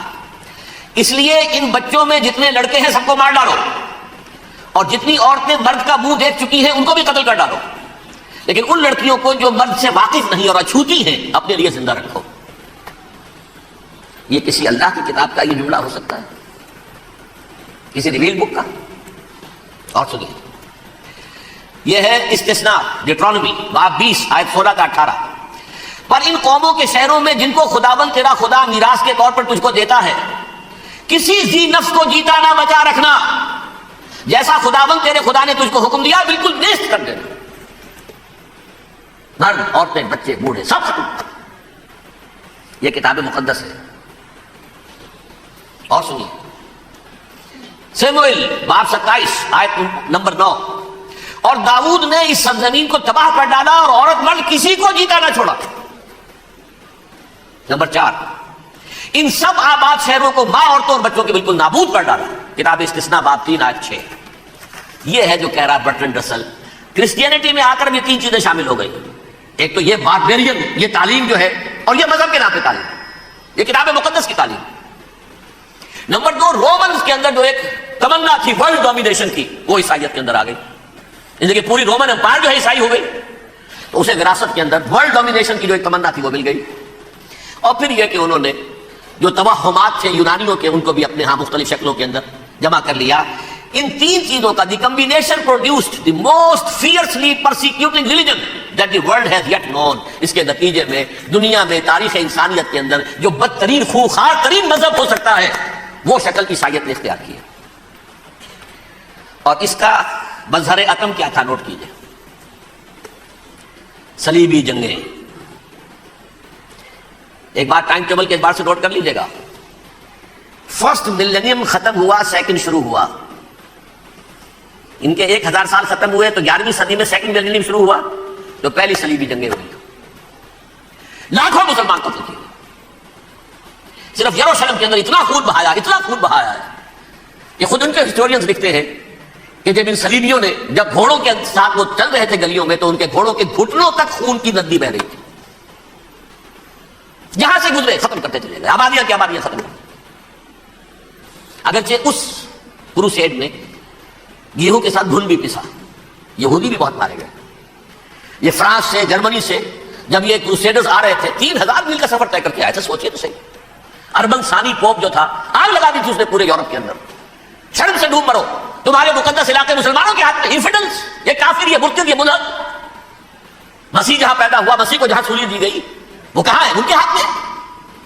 وہ آگ لگائی ہے، 3000 میل کا فاصلہ طے کر کے یہ دو قومیں آئی ہیں وہاں، اور جو تباہی مچائی ہے. تاریخ انسانی میں ایسی بربریت کی کوئی مثال. اور یہ ان کے اپنے ہسٹورینز لکھتے ہیں شرم کے بارے میں. ایسے محسوس ہوتا ہے جیسے ان کی گردنیں جھکی جا رہی لکھتے ہیں. آپ آگے چلیے. یہ جو بغاوت ہوئی پوپ کے خلاف، اس میں نوٹ کیجئے تاریخی اعتبار سے سب سے پہلے بغاوت کرنے والا ملک انگلستان تھا. اس نے اپنا چرچ علیحدہ بنایا، چرچ آف انگلینڈ. تو پوپ سے رشتہ منقطع ہے. The first Protestant kingdom in Europe was England. اسی سے رشتہ جوڑی ویسٹ، وائٹ اینگلو سیکسن پروٹیسٹنٹس، ان میں اولیت کا شرف کسے حاصل ہے؟ برطانیہ شریف کو۔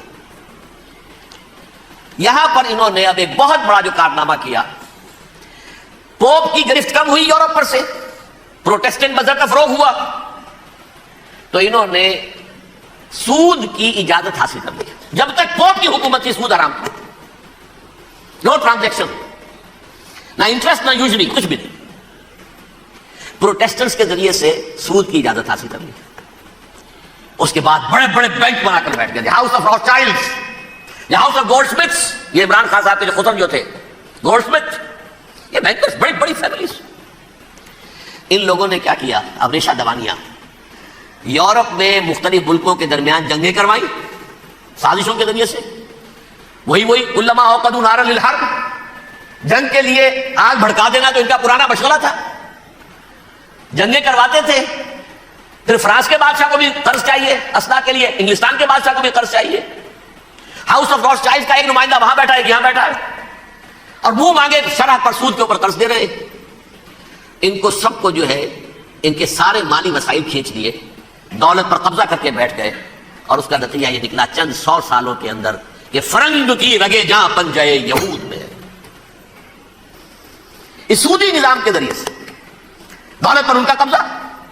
علامہ اقبال 1905 سے 1908 تک رہے تھے نا، لیکن یہ کہ ان کی نگاہ تھی ایسی، گاہ میری نگاہ تیز چیر گئی دلے وجود، گاہ الجھ کے رہ گئی میرے توہمات میں، اور انہوں نے دیکھا ہے کہ فرنگ کی رگے جہاں پن جائے یہود میں ہے۔ ابھی ہٹلر کا تو وجود بھی نہیں تھا، بعد میں ہٹلر کو محسوس ہو گیا نا واقعتاً ہمارا اصل دشمن یہ یہودی ہے جو یہاں پر بیٹھا ہوا، جو ہمارا خون چوس رہا ہے۔ آخر یوں ہی تو نہیں، دماغ اس کا ایسے تو خراب نہیں ہو گیا تھا، یہ قتل عام، یہ ہولوکاسٹ کس لیے؟ اس نے پہچان لیا تھا، اس لیے وہ ویسٹ نہیں تھا، وائٹ اینگلو سیکسن پروٹیسٹنٹس، اصل جادو جو چلا وہ پر چلا، اور برطانیہ ان کا سب سے بڑا جو ہے وہ پشت پناہ، مددگار، حامی۔ اس کے ساتھ ساتھ انہوں نے کوشش کی، یہ ترک خلفاء بیچارے، مرد بیمار تو بن چکا تھا یورپ کے اندر، زوال سے دوچار ہو چکی تھی ترکی خلافت، انہوں نے بھی محل بنائے تھے، آج تجھ کو بتاتا ہوں تقدیر امم کیا ہے، شمشیر و ثنا اول، طاؤس و رباب آخر، بڑے بڑے قرضے لے کر محل بنے تھے یہ، جو آج جا کر آپ استنبول میں دیکھ لیجئے، قرضوں کے اندر بندھے ہوئے۔ لیکن یہ کہ کم سے کم یہ ضرور کیا کہ بڑی سے بڑی رشوت انہیں یہودیوں نے پیش کی کہ کسی طرح ہمیں فلسطین میں آباد ہونے کی اجازت دے دو، لیکن this goes to their credit, انہوں نے کہا نہیں، یہ معاہدہ جو عمر نے کیا تھا رضی اللہ تعالی عنہ، اس کو میں نہیں بدل سکتا، تم جاؤ جا کے زیارت کرو، آ جاؤ، تم وہاں آباد نہیں ہو سکتے، کیونکہ ترکی کے زیر نگی تھا نا علاقہ، سلطنت عثمانیہ میں شامل تھا، پورا ویسٹ ایشیا، پورا ایسٹ یورپ، پورا شمالی افریقہ، 3 بڑے اعظموں پر پھیلی ہوئی تھی سلطنت عثمانیہ، خلافت عثمانیہ، 400 برس تک خلافت ان کے ہاں رہی ہے۔ انہوں نے نہیں مانا، نتیجہ کیا نکلا؟ انہوں نے اس خلافت کے نظام کو ختم کرنے کے لیے سازش شروع کی۔ اس سازش کا نتیجہ تھا، اس کو دیکھ کر بھانپ کر ہندوستان میں تحریک خلافت چلی ہے، بولی اماں محمد علی کی جان بیٹا خلافت پر دے دو، ساتھ ہو تیرے شوکت علی بھی جان بیٹا خلافت پر دے دو، تحریک چلی، ابھی ختم نہیں ہوئی تھی خلافت، لیکن نظر آ گیا۔ بڑا پیارا واقعہ ایک صاحب نے سنایا ہے کہ جب شیخ الہند جو ہے اسیر تھے مالٹا میں، یہ 1915 سے 1920 تک رہے، تو وہاں جو تھا مالٹا کا جو کیمپ تھا جس میں کہ یہ اسیر تھے، اس کا کمانڈانٹ جو تھا انگریز، انہوں نے دیکھ لیا تھا یہ بہت فرشتہ خصلت انسان ہے، نورانی شکل ہے، تو وہ اچھا میل ملاپ تھا۔ ایک روز کہا شیخ الہند نے کہ آپ لوگ ہماری خلافت کے پیچھے کیوں پڑے ہوئے ہیں، وہ تو ایک مردہ شے ہے، اس میں کوئی جان تو ہے نہیں، کوئی طاقت نہیں ہے، پھر بھی آپ ہماری ایک نشانی ہے، اسے کیوں آپ جو ہے برباد کرنے پر تلے ہوئے؟ اس نے کہا اتنے بھولے نہ بنیے حضرت، ہمیں معلوم ہے اس نیم مردہ خلافت میں بھی طاقت اتنی ہے کہ اگر جہاد کا فتویٰ اس نے دے دیا تو انڈونیشیا سے موریتانیہ تک مسلمان کفن سر سے باندھ کے نکل آئے گا، یہ ہمیں معلوم ہے، لہٰذا ہم نے ختم کرنا ہی کرنا۔ اور ختم کس سے کرایا؟ ایک فری میسن مصطفیٰ کمال پاشا، چاک کر دی ترک نادا نے خلافت کی قبا، سادگی اپنوں کی دیکھ اوروں کی عیاری بھی دیکھ۔ عیاری کس کی تھی؟ یہود کی، اور ان کے اعلی کار برطانیہ۔ ابھی خلافت ختم بھی نہیں ہوئی تھی، برطانیہ کے ذریعے سے 1917 میں بالفور ڈکلیریشن کے ذریعے سے حق حاصل کر لیا کہ ہاں جا کر یہ آباد بھی ہو سکتے ہیں، چونکہ دوسری جنگ عظیم میں سلطنت عثمانیہ ختم ہو گئی تھی، خلافت نام کی تھی، سلطنت تو ختم ہو گئی، ترکی رہ گیا تھا صرف. اور جنرل ایلنبی کی فوجیں داخل ہو چکی تھی یروشلم میں. یروشلم پر قبضہ برطانیہ کا ہو چکا تھا، اور قبضہ دلوانے والے برطانیہ کو ہمارے ہندوستان کے مسلمان فوجی بھی تھے. اربوں نے بغاوت کی ترکوں کے خلاف، اور انگریزوں کی فوج میں ہمارے ہندوستان کے مسلمان سپاہی بھی تھے. بہرحال اب چونکہ ان کے پاس آ گیا، برطانیہ نے اعلان کر دیا، بالفور ان کا وزیر خارجہ، Jews have a right to settle in Palestine، وہ جائیں آباد ہو سکتے ہیں. یہ 1917 کا اعلان ہے. اس کے بعد جو کچھ انہوں نے طریقے برتے ہیں، اس میں دھن، دھوس، دھاندلی، دھوکہ، ہر چیز. مثلا دھن گئے، جناب یہ آپ مکان بیچیں گے؟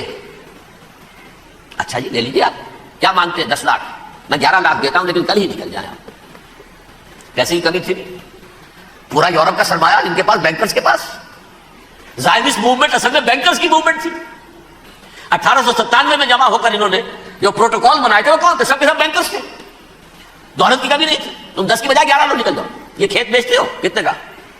بھائی 12 کا. ہم 13 دیتے ہیں بھائی، جلدی سے نکل جاؤ. یہ بھی کیا، دھن کے ذریعے سے ڈسپلیس کیا، جہاں زور چلا نکال دیا. اور اس کے بعد پھر جب سن 48 میں اسرائیلی ریاست قائم ہو گئی، اب اسرائیلی جو ہے عدالتوں میں استغاثے دائر کرنے شروع. یہ فلاں مکان میرے پرانے پکڑ دادا سگڑ دادا کا تھا 2000 سال پہلے، اس کے اوپر یہ قبضہ کر کے بیٹھے ہوئے، یہ میرے پاس دستاویزات ہیں. اچھا ٹھیک ہے آپ نکل جائیں، یہ مکان ان کا ہے. اس طریقے سے انہوں نے بے دخل کیا فلسطینیوں کو، اور خود وہاں پر قدم جما کر مضبوطی سے بیٹھ گئے. یہ ہے کہ جو مغربی اقوام نے کیا ہے. اس میں سیکنڈ جو ہے رول پلے کیا ہے امریکہ نے. ویسٹ جو ہے اس کا نمبر 2 امریکہ تھا، اب نمبر 1 امریکہ ہے. اب برطانیہ کی کوئی حیثیت ہی اب نہیں ہے، لیکن سب سے بڑا وکیل جو ہے وہ وہی ہے اب بھی. لیکن ظاہر بات ہے کہ west white Anglo Saxon Protestants کا امام اس وقت جو ہے وہ برطانیہ، یو ایس اے. 1948 میں یہ قائم ہوا، اور یہاں پہ نوٹ کیجئے پاکستان 47 میں قائم ہوا ہے، اور تقریباً 9 مہینے کے درمیان میں، اگست 47 اور مئی یا جون 48. اس کا کیا مطلب ہے یہ میں بعد میں بتاؤں گا. پہلی جنگ ہوئی 48 میں، عربوں نے بغاوت کی اور عرب جیت رہے تھے. اچانک پتہ نہیں کیوں عربوں نے جنگ بند کر دی. یہ بالکل یوں سمجھیے کہ پیرلل واقعات ہیں.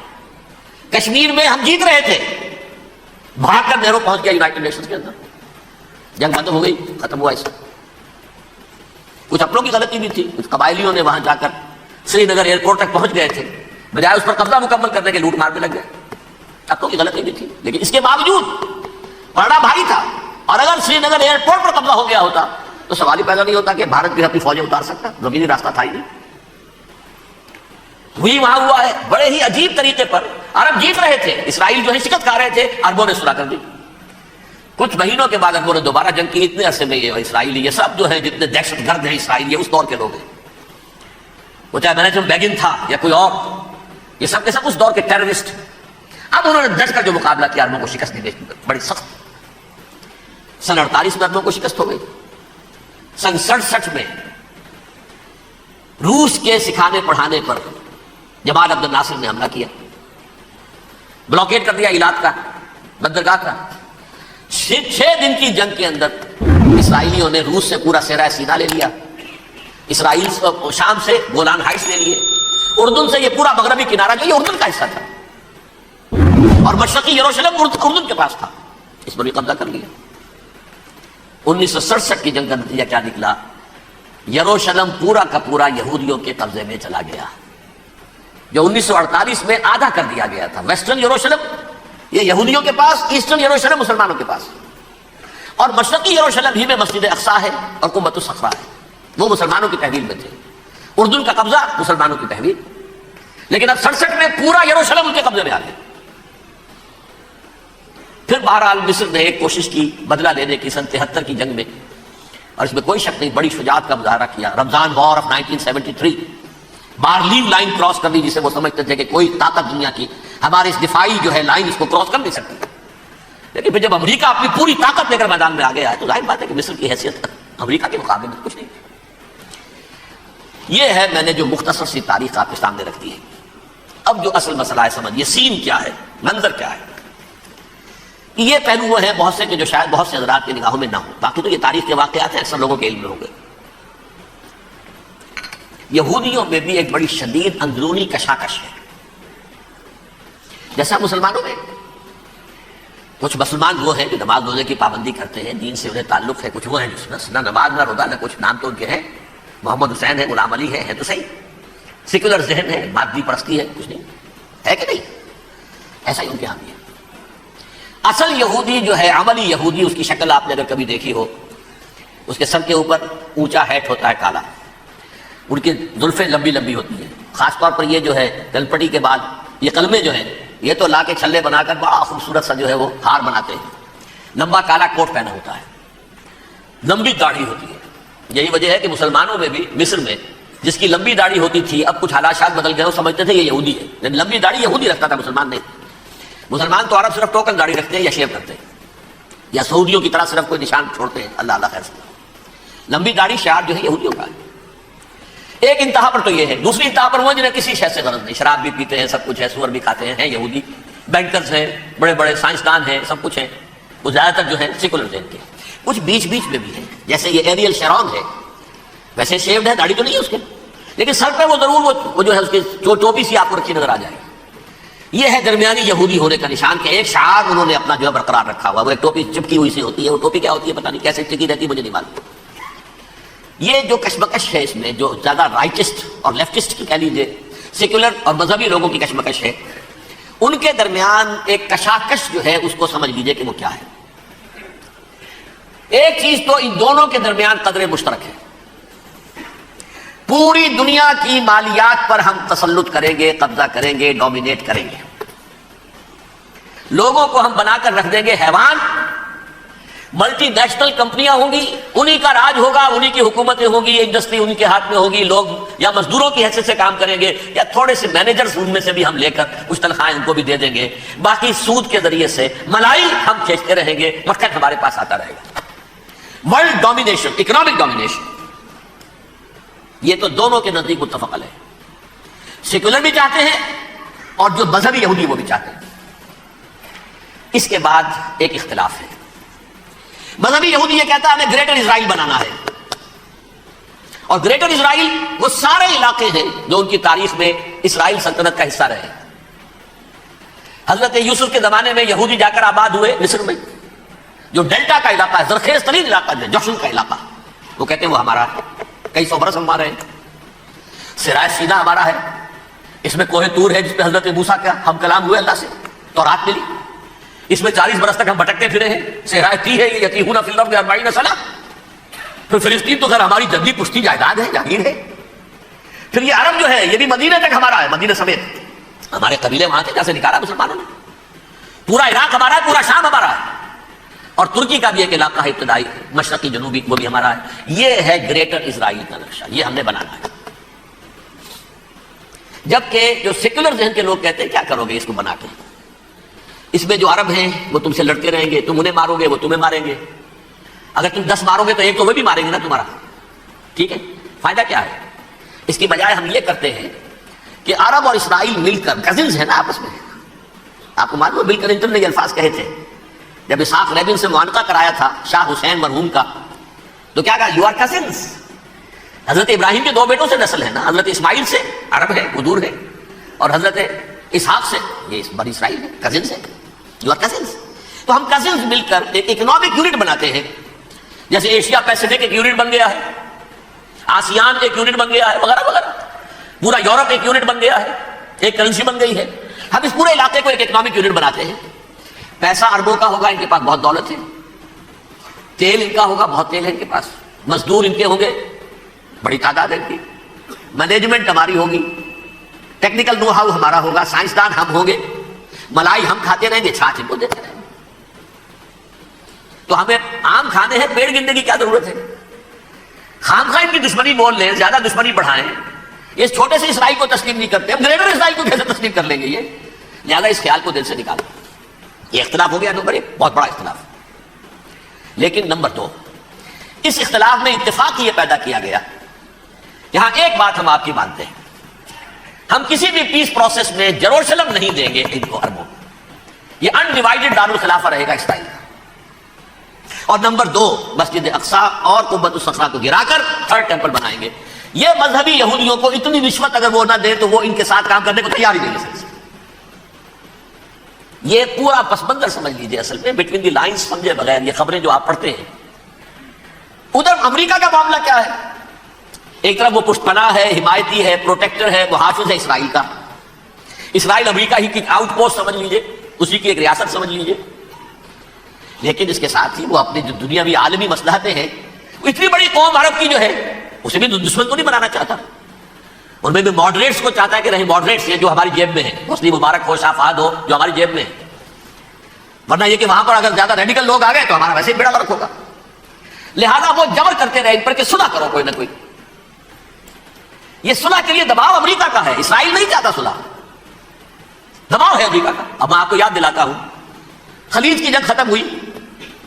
بش، یہ باپ اس کا جو اب ہے بش، اس کا بڑا بش جو سینئر، اس کی پاپولیرٹی ریشو جو ہے 89% تھی اس وقت امریکہ کے اندر. اس نے بڑی جنگ فتح کی تھی اور چند امریکی مرے صرف. لیکن اس نے ایک موقف اختیار کیا یہود کے خلاف. $10 بلین منظور ہو چکے تھے اسرائیل کو دیے جانے تھے نئے سیٹلمنٹس بنانے کے لیے اسرائیل میں. انہوں نے کہا یہ رقم میں ایشو نہیں کروں گا جب تک پیس پروسیس شروع نہیں کرتے. یہ دباؤ تھا جس کے آگے گھٹنے ٹیکنے پڑے $10 بلین کے لیے. لیکن اس کا بدلہ یہ چکایا کہ الیکشن میں ہرا دیا اسے. حالانکہ وہ ہیرو، فاتح، خلیج کی جنگ کا فاتح، 89% ریٹنگ، الیکشن میں 0.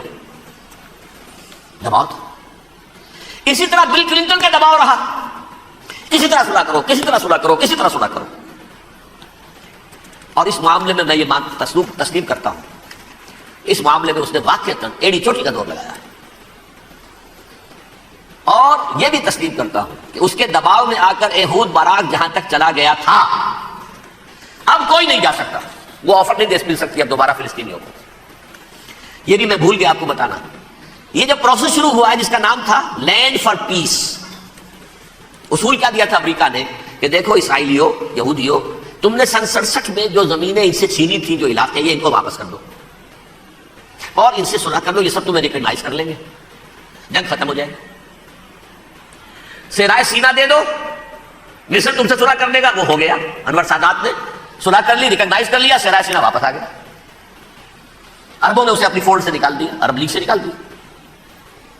شام بھی تیار رہا ہے لیکن پورا گولان ہائٹ مانگتا ہے. وہ ابھی جو پچھلے دنوں کلنٹن کے آخری دور میں گفتگو ہوئی تھی، اس نے کہا جتنا تم نے ہم سے علاقہ چھینا تھا سارا واپس کرو تو ہم کر لیں گے ریکگنائز. اس میں سے کچھ ایسا اسٹریٹجک امپورٹنس کا علاقہ ہے وہ یہودی کسی طور پر دینے کو تیار نہیں، لہذا صلح نہیں ہو سکی. شرق اردن سے جو علاقہ لیا تھا وہ ٹھیک ہے، وہ رکھو، اس کے اندر فلسطینی ریاست بنا دو. یہ علاقہ جو ہے فلسطینیوں کی میجورٹی ہے اس میں، تو اس کو فلسطینی ریاست بنا لو. ایک ریاست ودن ریاست ہو جائے گی، اسرائیل ریاست، فلسطینی ریاست. یہ ہیں 3 مین پوائنٹس. چوتھی بات پہ آ کر روک دیتے تھے کہ یہ پھر بعد میں سوچیں گے یروشلم کا مستقبل کیا ہوگا، یہ موسٹ سینسٹیو ایشو جو ہے یہ بعد میں سوچیں گے. اب جب یہ پیس ٹاک شروع ہوئے تو یاد ہے اسحاق رابین تھا، اسے کس نے قتل کیا؟ یہودی نوجوان نے. یہ تم کیسے دے رہے ہو زمینیں؟ ہمیں تو اور لینی ہے. تم نے صحرائے سینا واپس کر دیا، ہمیں تو جشن کا پورا علاقہ لینا ہے. مصر کا سارا فرٹائل ایریا جو ہے وہ لینا ہے اس سے. تم گولان ہائٹس دے رہے ہو، ہمیں پورا شام لینا ہے. لہٰذا تم کیسے کر رہے ہو؟ لینڈ فار پیس، پیس اور نو پیس، نو لینڈ. نبی ہم واپس نہیں کریں، ہمیں تو اور لینی ہے. کس نے قتل کیا؟ یہودی نے. فلسطینی تو نے قتل نہیں کیا. ایہود باراک کی بات میں آپ کو بتا رہا ہوں. یہ یہاں تک چلا گیا تھا کہ اسرائیلی ریاست بھی ہم فلسطینی ریاست بھی مان لیں گے، یروشلم بھی، مشرقی یروشلم دے دیں گے، تمہارا اقتدار ہوگا اس پر. البتہ یہ جو احاطہ ہے جس میں جنوب میں مسجد اقصی ہے اور ذرا شمال کی طرف ہے قبۃ الصخرہ. قبۃ الصخرہ آپ جانتے ہیں، جب بھی ٹیلی ویژن پر یروشلم سے کوئی خبر آ رہی ہوتی ہے تو پیچھے وہ بڑا سا مینار، بہت گنبد نظر آتا ہے سنہرا. یہ وہ جگہ ہے چٹان، ٹیمپل ماؤنٹ. یہ پہاڑی تھی پہلے، جیسے کوہ صفا، کوہ مروہ کیا رہ گئی ہے، کبھی پہاڑیاں تھی. یہ کوہ صفا کے اوپر چڑھ کر حضور نے نعرہ لگایا تھا ما صباحا. اب کیا ہے وہ کوہ صفا بیچارہ، وہ تو ایک چھوٹی سی علامت ہے، کوئی پہاڑیاں سے دکھائی دیتی ہے، اس کے اوپر بھی گنبد ہے. اسی طرح ٹیمپل ماؤنٹ ہے وہ جہاں پر کہ ہیکل سلیمانی تھا، اور وہ گرا دیا تھا. رومیوں نے، مسلمانوں نے تو نہیں گرایا. لیکن پھر حضور کو معراج وہاں سے ہوا تو عبد الملک بن مروان نے وہاں پر یہ بہت بڑا گنبد بنا دیا، یہ قبۃ الصخرہ ہے. وہ مسجد اقصیٰ نہیں ہے، مسجد اقصیٰ اس کے علاوہ ہے، وہ جنوبی علاقے میں ایک ریکٹینگولر احاطہ ہے بہت بڑا، جس کے جنوبی علاقے کے اندر مسجد اقصیٰ ہے، اور یہ اس کے شمالی حصے. یہود براق نے یہاں تک آفر کر دی تھی کہ مسجد اقصیٰ کو اپنے پاس رکھ لو، لیکن یہ ٹیمپل جو ہے، یہ ٹیمپل ماؤنٹ، یہ قبۃ الصخرہ ہے. یہ ہماری کمٹمنٹ ہے مذہبی یہودیوں کے ساتھ کہ ہم یہاں پر جو ہے ٹیمپل بنائیں گے، تھرڈ ٹیمپل، ہیکل سلیمانی کی تیسری مرتبہ تعمیر یہاں ہوگی. لیکن ظاہر بات ہے فلسطینی کیسے مان لیں، مسلمان کیسے مان لیں؟ یہ ہے وہ چیز کہ جس کی وجہ سے وہ سارا معاملہ ناکام ہوا. ویسے مجھے یقین ہے کہ اگر فلسطینی مان بھی لیتے تبھی یہودی جو ہے جس طریقے سے اسحاق ربیون کو اس نے قتل کر دیا تھا، تو یہ اس کو بھی، یہود براق کو بھی قتل کر دیتے، اور وہ کسی صورت تسلیم نہ کرتے کہ یہ یروشلم جو ہے یہ انڈیوائیڈڈ سٹی نہ رہے، بلکہ ڈویژن ہو جائے اس کی، اور صرف مغربی حصہ ہمارے پاس رہ جائے اور مشرقی جو ہے عربوں کے پاس، کبھی تسلیم نہیں کرتے، مر جائیں گے. اب دیکھیے اس وقت شکل کیا ہے. میرا اندازہ یہ ہے کہ اب جو مذہبی یہودی ہیں ان کے صبر کا پیمانہ لبریز ہو گیا ہے،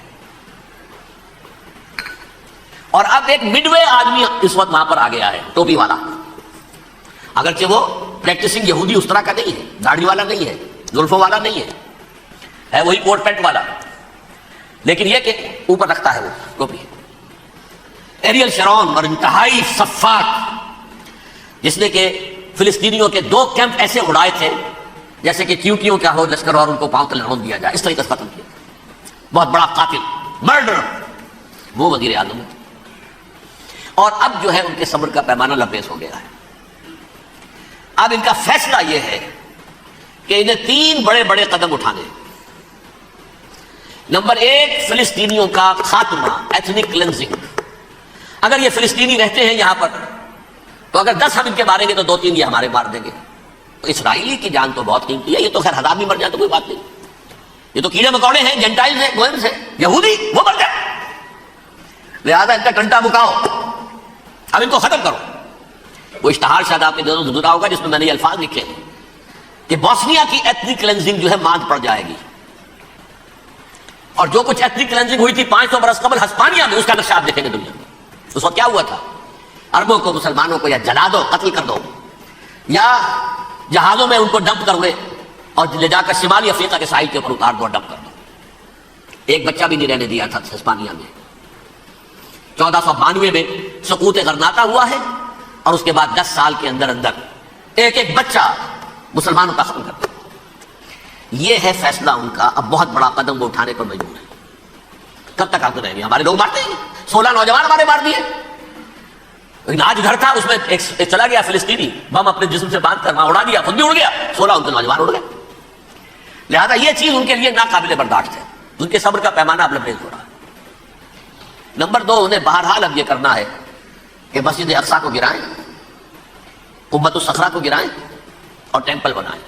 یہ انتفاضہ جو اب شروع ہوا 1 سال پہلے سے، یہ شیرون نے دورہ کیا تھا، مسجد اقصیٰ میں گیا تھا، اور اس نے 3rd ٹیمپل کی تعمیر کے لیے ایک پتھر جو ہے بنیاد کا پتھر رکھنے کا ارادہ ظاہر کیا تھا، جس پر فلسطینی نوجوان اٹھے ہیں، وہ اینٹیں لے کر، وہ روڑے لے کر، اور اس وقت سے یہ سلسلہ چل رہا ہے. کتنے مارے جا چکے فلسطینی، لیکن کچھ نہ کچھ یہودی بھی مرے، اسرائیلی بھی مرے. اور جیسا کہ میں نے عرض کیا، اب ان کے صبر کا پیمانہ لبریز ہو گیا. انف از انف. اب ہم اس معاملے کو ایک دفعہ جو ہے فائنلی ختم کر دیں اور اب بنائیں گے. لہٰذا اب جو ہے کئی ٹن وزن کے وہ جو پتھر تیار ہو کر آگے رکھ دیے گئے ہیں کہ یہاں یہ بنیاد پڑنی ہے، اس کے اندر یہ پتھر لگے. بلکہ ایک لطیفہ بھی مجھے یاد آیا ہے، یہ کوئی 30 سال پرانی بات ہے.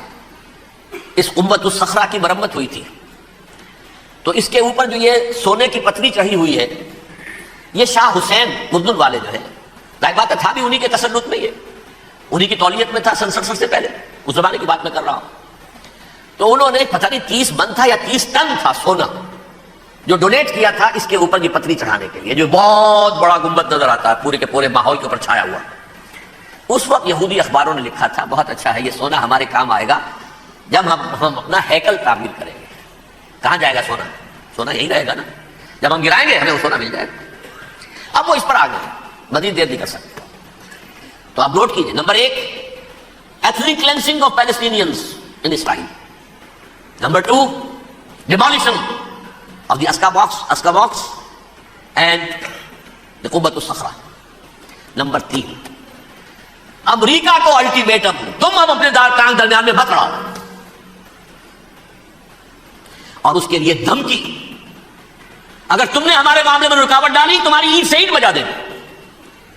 نیتن یاہو نے یہ کہا تھا میں واشنگٹن میں آگ لگا دوں گا۔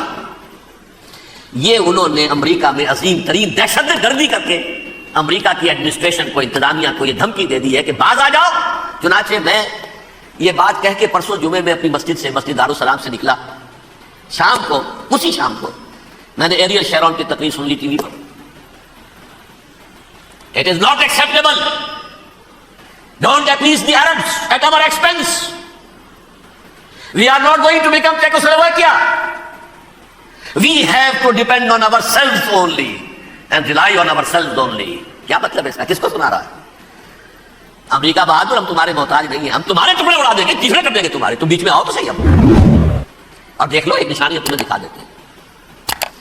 مجھے سب سے سب یقین ہے یہ پورا ہسٹوریکل پروسیس، اور جس جگہ یہ پہنچ گیا ہے، جس کریٹیکل پوائنٹ تک یہ پہنچ چکا ہے، یہ جو بھی حملہ ہوا ہے ورلڈ ٹریڈ سینٹر پر اور پینٹاگون پر، یہ اسرائیل کا کام ہے۔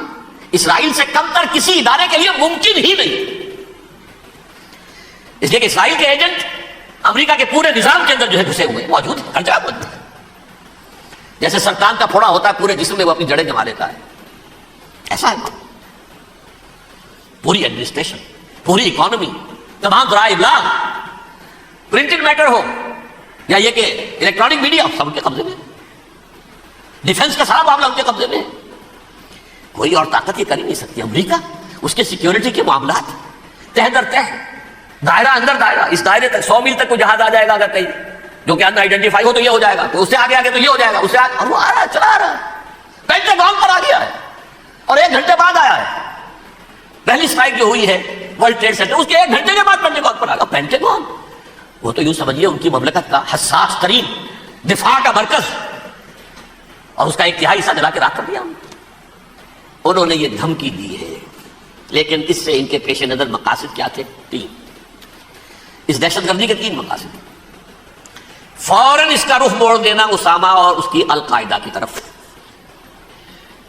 امریکہ غصے میں لال بھبوکا ہو کر فوراً اقدام کرے، اور ایک طرف تو اسامہ اور ان کے ساتھ طالبان کا ٹنٹا بتا دے، اور دوسری طرف چونکہ پاکستان الائی ہے اور پاکستان کے عوام جو ہیں وہ طالبان کے ہمدرد ہیں، وہ اگر اٹھے تو ان کا بھی بیڑا گرک کرے، ایک تیر سے 2 شکار تو ادھر ہو جائیں، جو مستقبل میں انہیں خطرہ ہے۔ 1967 کی جنگ کے بعد جبکہ انہوں نے فتح کا جشن منایا تھا یہودیوں نے، تو انہوں نے پیرس میں جو ایک جشن منایا ہے، وہاں بن گوریون کی تقریر یہ تھی، ہمیں کسی عرب ملک سے کوئی خطرہ نہیں، کوئی اندیشہ نہیں، ہمیں اندیشہ اگر ہے تو صرف پاکستان سے۔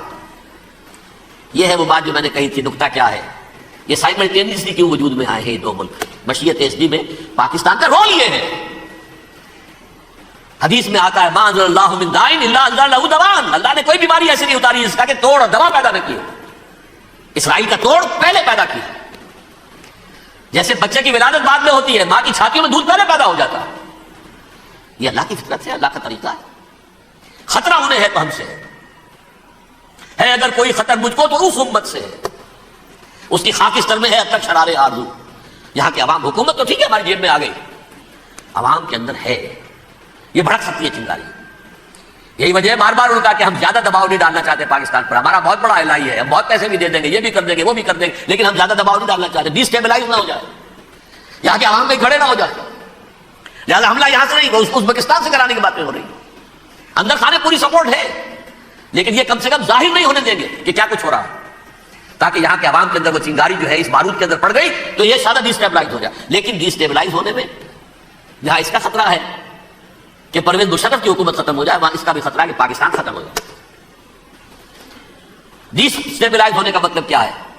بھارت کو واک اوور دے سکتے، جاؤ اب گھس جاؤ، پولیس ایکشن کرو، یہاں اب امن نہیں رہا ہے، ہم امن قائم کرنے آ جائیں، یا یونائٹڈ نیشنز کی فوجی KFOR آ جائے یہاں پر امن قائم کرنے کے لیے، اور ہماری جو ایٹمی صلاحیت ہے وہ تو ویسے ہی برباد ہو جائے۔ ایک چیز تو ان کے پیش نظر یہ تھی، اس میں تو اللہ تعالیٰ نے کچھ تھوڑی سی عافیت پیدا کر دی ہے۔ ان کا خیال تھا کہ غصے میں آگ بھبوکا ہو کر امریکہ جو ہے بھوکے شیر کی طرح ٹوٹ پڑے گا بس، لیکن وہاں وہ اپنے باپ کی طرح کولیشن بنانے کی فکر ہو گئی اسے۔ کولیشن بنتے بنتے تو وقت لگتا ہے، بستی بسنا کھیل نہیں، بستے بستے بستی ہے، دل کا اجڑنا سہل صحیح، بسنا سہل نہیں ظالم، بستی بسنا کھیل نہیں، بستے بستے بستی۔ کولیشن بناتے بناتے نیٹو بھی پھدکنے لگا تھا کہ ہمارے پاس انہوں نے کوئی ثبوت دیا ہی نہیں ابھی تک. کوئی کسی نے کچھ اور کہا، سعودی عرب نے بھی کہہ دیا ہمارے اڈوں سے آپ جہاز اڑا کر حملہ نہیں کریں گے وغیرہ وغیرہ. اس چکر میں تو وقت نکل گیا اور دوسرے فوراً ہی ان پر آیا ہو گیا یہ تو ہمارے ساتھ کیا ہی اسرائیل نے ہے. لیکن یہ بات لیک نہیں کرنا چاہتے. میں نے خود سنا اور بھی بہت لوگوں سے کہا کہ یہ باقاعدہ اسٹیٹ ڈپارٹمنٹ کی طرف سے ٹی وی پر، سی این این پر، بی بی سی پر یہ اعلان آیا کہ یہ جو انویسٹیگیشنز ہو رہی ہیں اس حادثے کی تحقیقات کی، اس کی معلومات لیک کیوں ہو رہی ہیں؟ لیک نہیں ہونی چاہیے. کیوں؟ اسامہ کے خلاف اگر کوئی ثبوت ہے لیک ہو جائے 1000 مرتبہ، کس کو نقصان ہے؟ یہ کون سا تھا؟ کون سا لیکیج ہے جسے روکنا مقصود ہے؟ وہ تو ہمارا متمنا ہے، ہمارا بیٹا ہے، وہ کر رہا ہے. اس گھر کو آگ لگ گئی گھر کے چراغ سے. But they have given a message to the United States of America, ہمارے راستے میں اب مت آنا، ہم پر دباؤ نہ ڈالنا. Don't appease the Arabs at our expense. یہ الفاظ ہیں شیرون کے. ان کی خوشامد، ان کو خوش کرنا، ان کو پسند کرنا، ان کو راضی کرنا ہماری کوشش پر. جیسے سلوواکیہ کے اوپر قبضہ جو ہے جرمنی کا ہٹلر کا تسلیم کر کے تم نے اس کو بڑھاوا دے دیا تھا اس وقت، ایسے ہی تم چاہتے ہو ہمیں بھی سلوواکیہ بنا دینا، اب بھی بنے. یہ ہے اصل میں صورتحال. جیسا کہ میں نے عرض کیا افغانستان پر اب یہ جیسے کھسیانی بلی ہوتی ہے کھمبا نوشتی کریں گے تو صحیح حملہ. لیکن اتنی تیاری پوری دنیا کے اندر کر کے کچھ نہ کچھ تو کریں گے، کچھ نہ کچھ تو کارکردگی دکھائیں گے. اصل میں وہ زور شور اب ان میں نہیں ہے افغانستان کے بارے میں، بلکہ تاریخ میں ایک مرتبہ پھر وہی بات ہو گئی ہے. کلما اوقدوا نارا للحرب اطفاء اللہ. اللہ تعالیٰ نے کم سے کم اس کی تندی کو کم کر دیا. اس آگ کی بھڑک اور تندی جو ہے انشاءاللہ کم ہو جائے. البتہ افغانستان میں کیا ہوگا یہ میں نہیں کہہ سکتا. ان ادری قریب ام بعید ما توعدون، جیسے کہ قرآن مجید میں حضور سے کہلوایا گیا. میں یہ نہیں جانتا جس چیز کا وعدہ تم سے کیا جا رہا ہے وہ قریب ہے یا دور ہے، میں نہیں جانتا. وَإِنْ أَدْرِي لَعَلَّهُ فِتْنَةٌ لَكُمْ وَمَتَاعٌ إِلَىٰ حِينٍ. میں نہیں جانتا، ہو سکتا ہے ابھی اللہ تعالیٰ تمہیں کوئی مہلت دے اور کچھ وقت کے لیے تمہاری رسی دراز کر دے اور ابھی عذاب کو ٹال دے. جب حضور سے یہ کہلوایا جا رہا ہے ان ادری، یہاں تک بھی کہلوا دیے گا وما ادری ما یفعل بی وما بکم. مجھے نہیں معلوم میرے ساتھ کیا کیا جائے گا، تمہارے ساتھ کیا کیا جائے گا. تمہارا کون دعوے سے کہہ سکتا ہے کہ یہ ہوگا؟ تباہی بھی آ سکتی ہے، کوئی بڑا سیٹ بیک بھی آ سکتا ہے، اپس اینڈ ڈاؤنز ہوتے ہیں. احیاء اسلام کا پروسیس چل رہا ہے. لیکن احیاء پروسیس میں حضور کے زمانے میں بھی غزوہ بدر میں ایک دفعہ گراف جو ہے چلا گیا تھا آسمان پر، تو غزوہ احد میں وہ بہت نیچے بھی تو آ گیا تھا. مسلمانوں کے حوصلے پست بھی ہو گئے تھے نا. ولا تہنوا ولا تحزنوا وانتم الاعلون ان کنتم مؤمنین. یہ تشفی دینی پڑی تھی نا، گھبراؤ نہیں، ڈرو نہیں. ان یمسسکم قرح فقد مس القوم قرح مثلہ. اگر تمہیں کوئی چرکا لگا ہے تو تمہارے دشمنوں کو اس سے بڑا چرکا لگ چکا 1 سال پہلے. انہوں تو ہمت نہیں چھوڑی، 1 سال کے بعد دوبارہ ہو گئے حملہ آور تم پر. تم کیوں نہیں چھوڑ گے؟ تو کوئی سیٹ بیک آ سکتا ہے، اور یہ بھی ہو سکتا ہے، اور اللہ کرے کہ ہو جائے، کوئی واقعہ فیل بھی پیدا ہو سکتا ہے دوبارہ. اللہ تعالیٰ چڑیوں کے ذریعے سے اور ان کی چونچوں اور ان کے پنجوں کی کنکریوں کے ذریعے سے ہاتھی والوں کو برباد کر سکتا ہے. الم تر کیف فعل ربک باصحاب الفیل الم یجعل کیدہم فی تضلیل وارسل علیہم طیرا ابابیل ترمیہم بحجارۃ من سجیل فجعلہم کعصف مأکول. کھایا ہوا بھوسا جگالی کر کے جب نکلتا ہے جیسے ہوتے ہیں، ایسا پورا لشکر کر دیا گیا. اللہ تعالیٰ کر سکتا ہے، کوئی مشکل نہیں. وہ علی کل شیء قدیر، اسے ہر شے کی قدرت حاصل ہے. لیکن اصل بات جو ہے میں آپ کو بتانا چاہتا ہوں یہ ہے سائیڈ ایشو. اصل ایشو ہے فلسطین کا جو شروع ہونے والا ہے. بھٹی دہکے گی وہاں.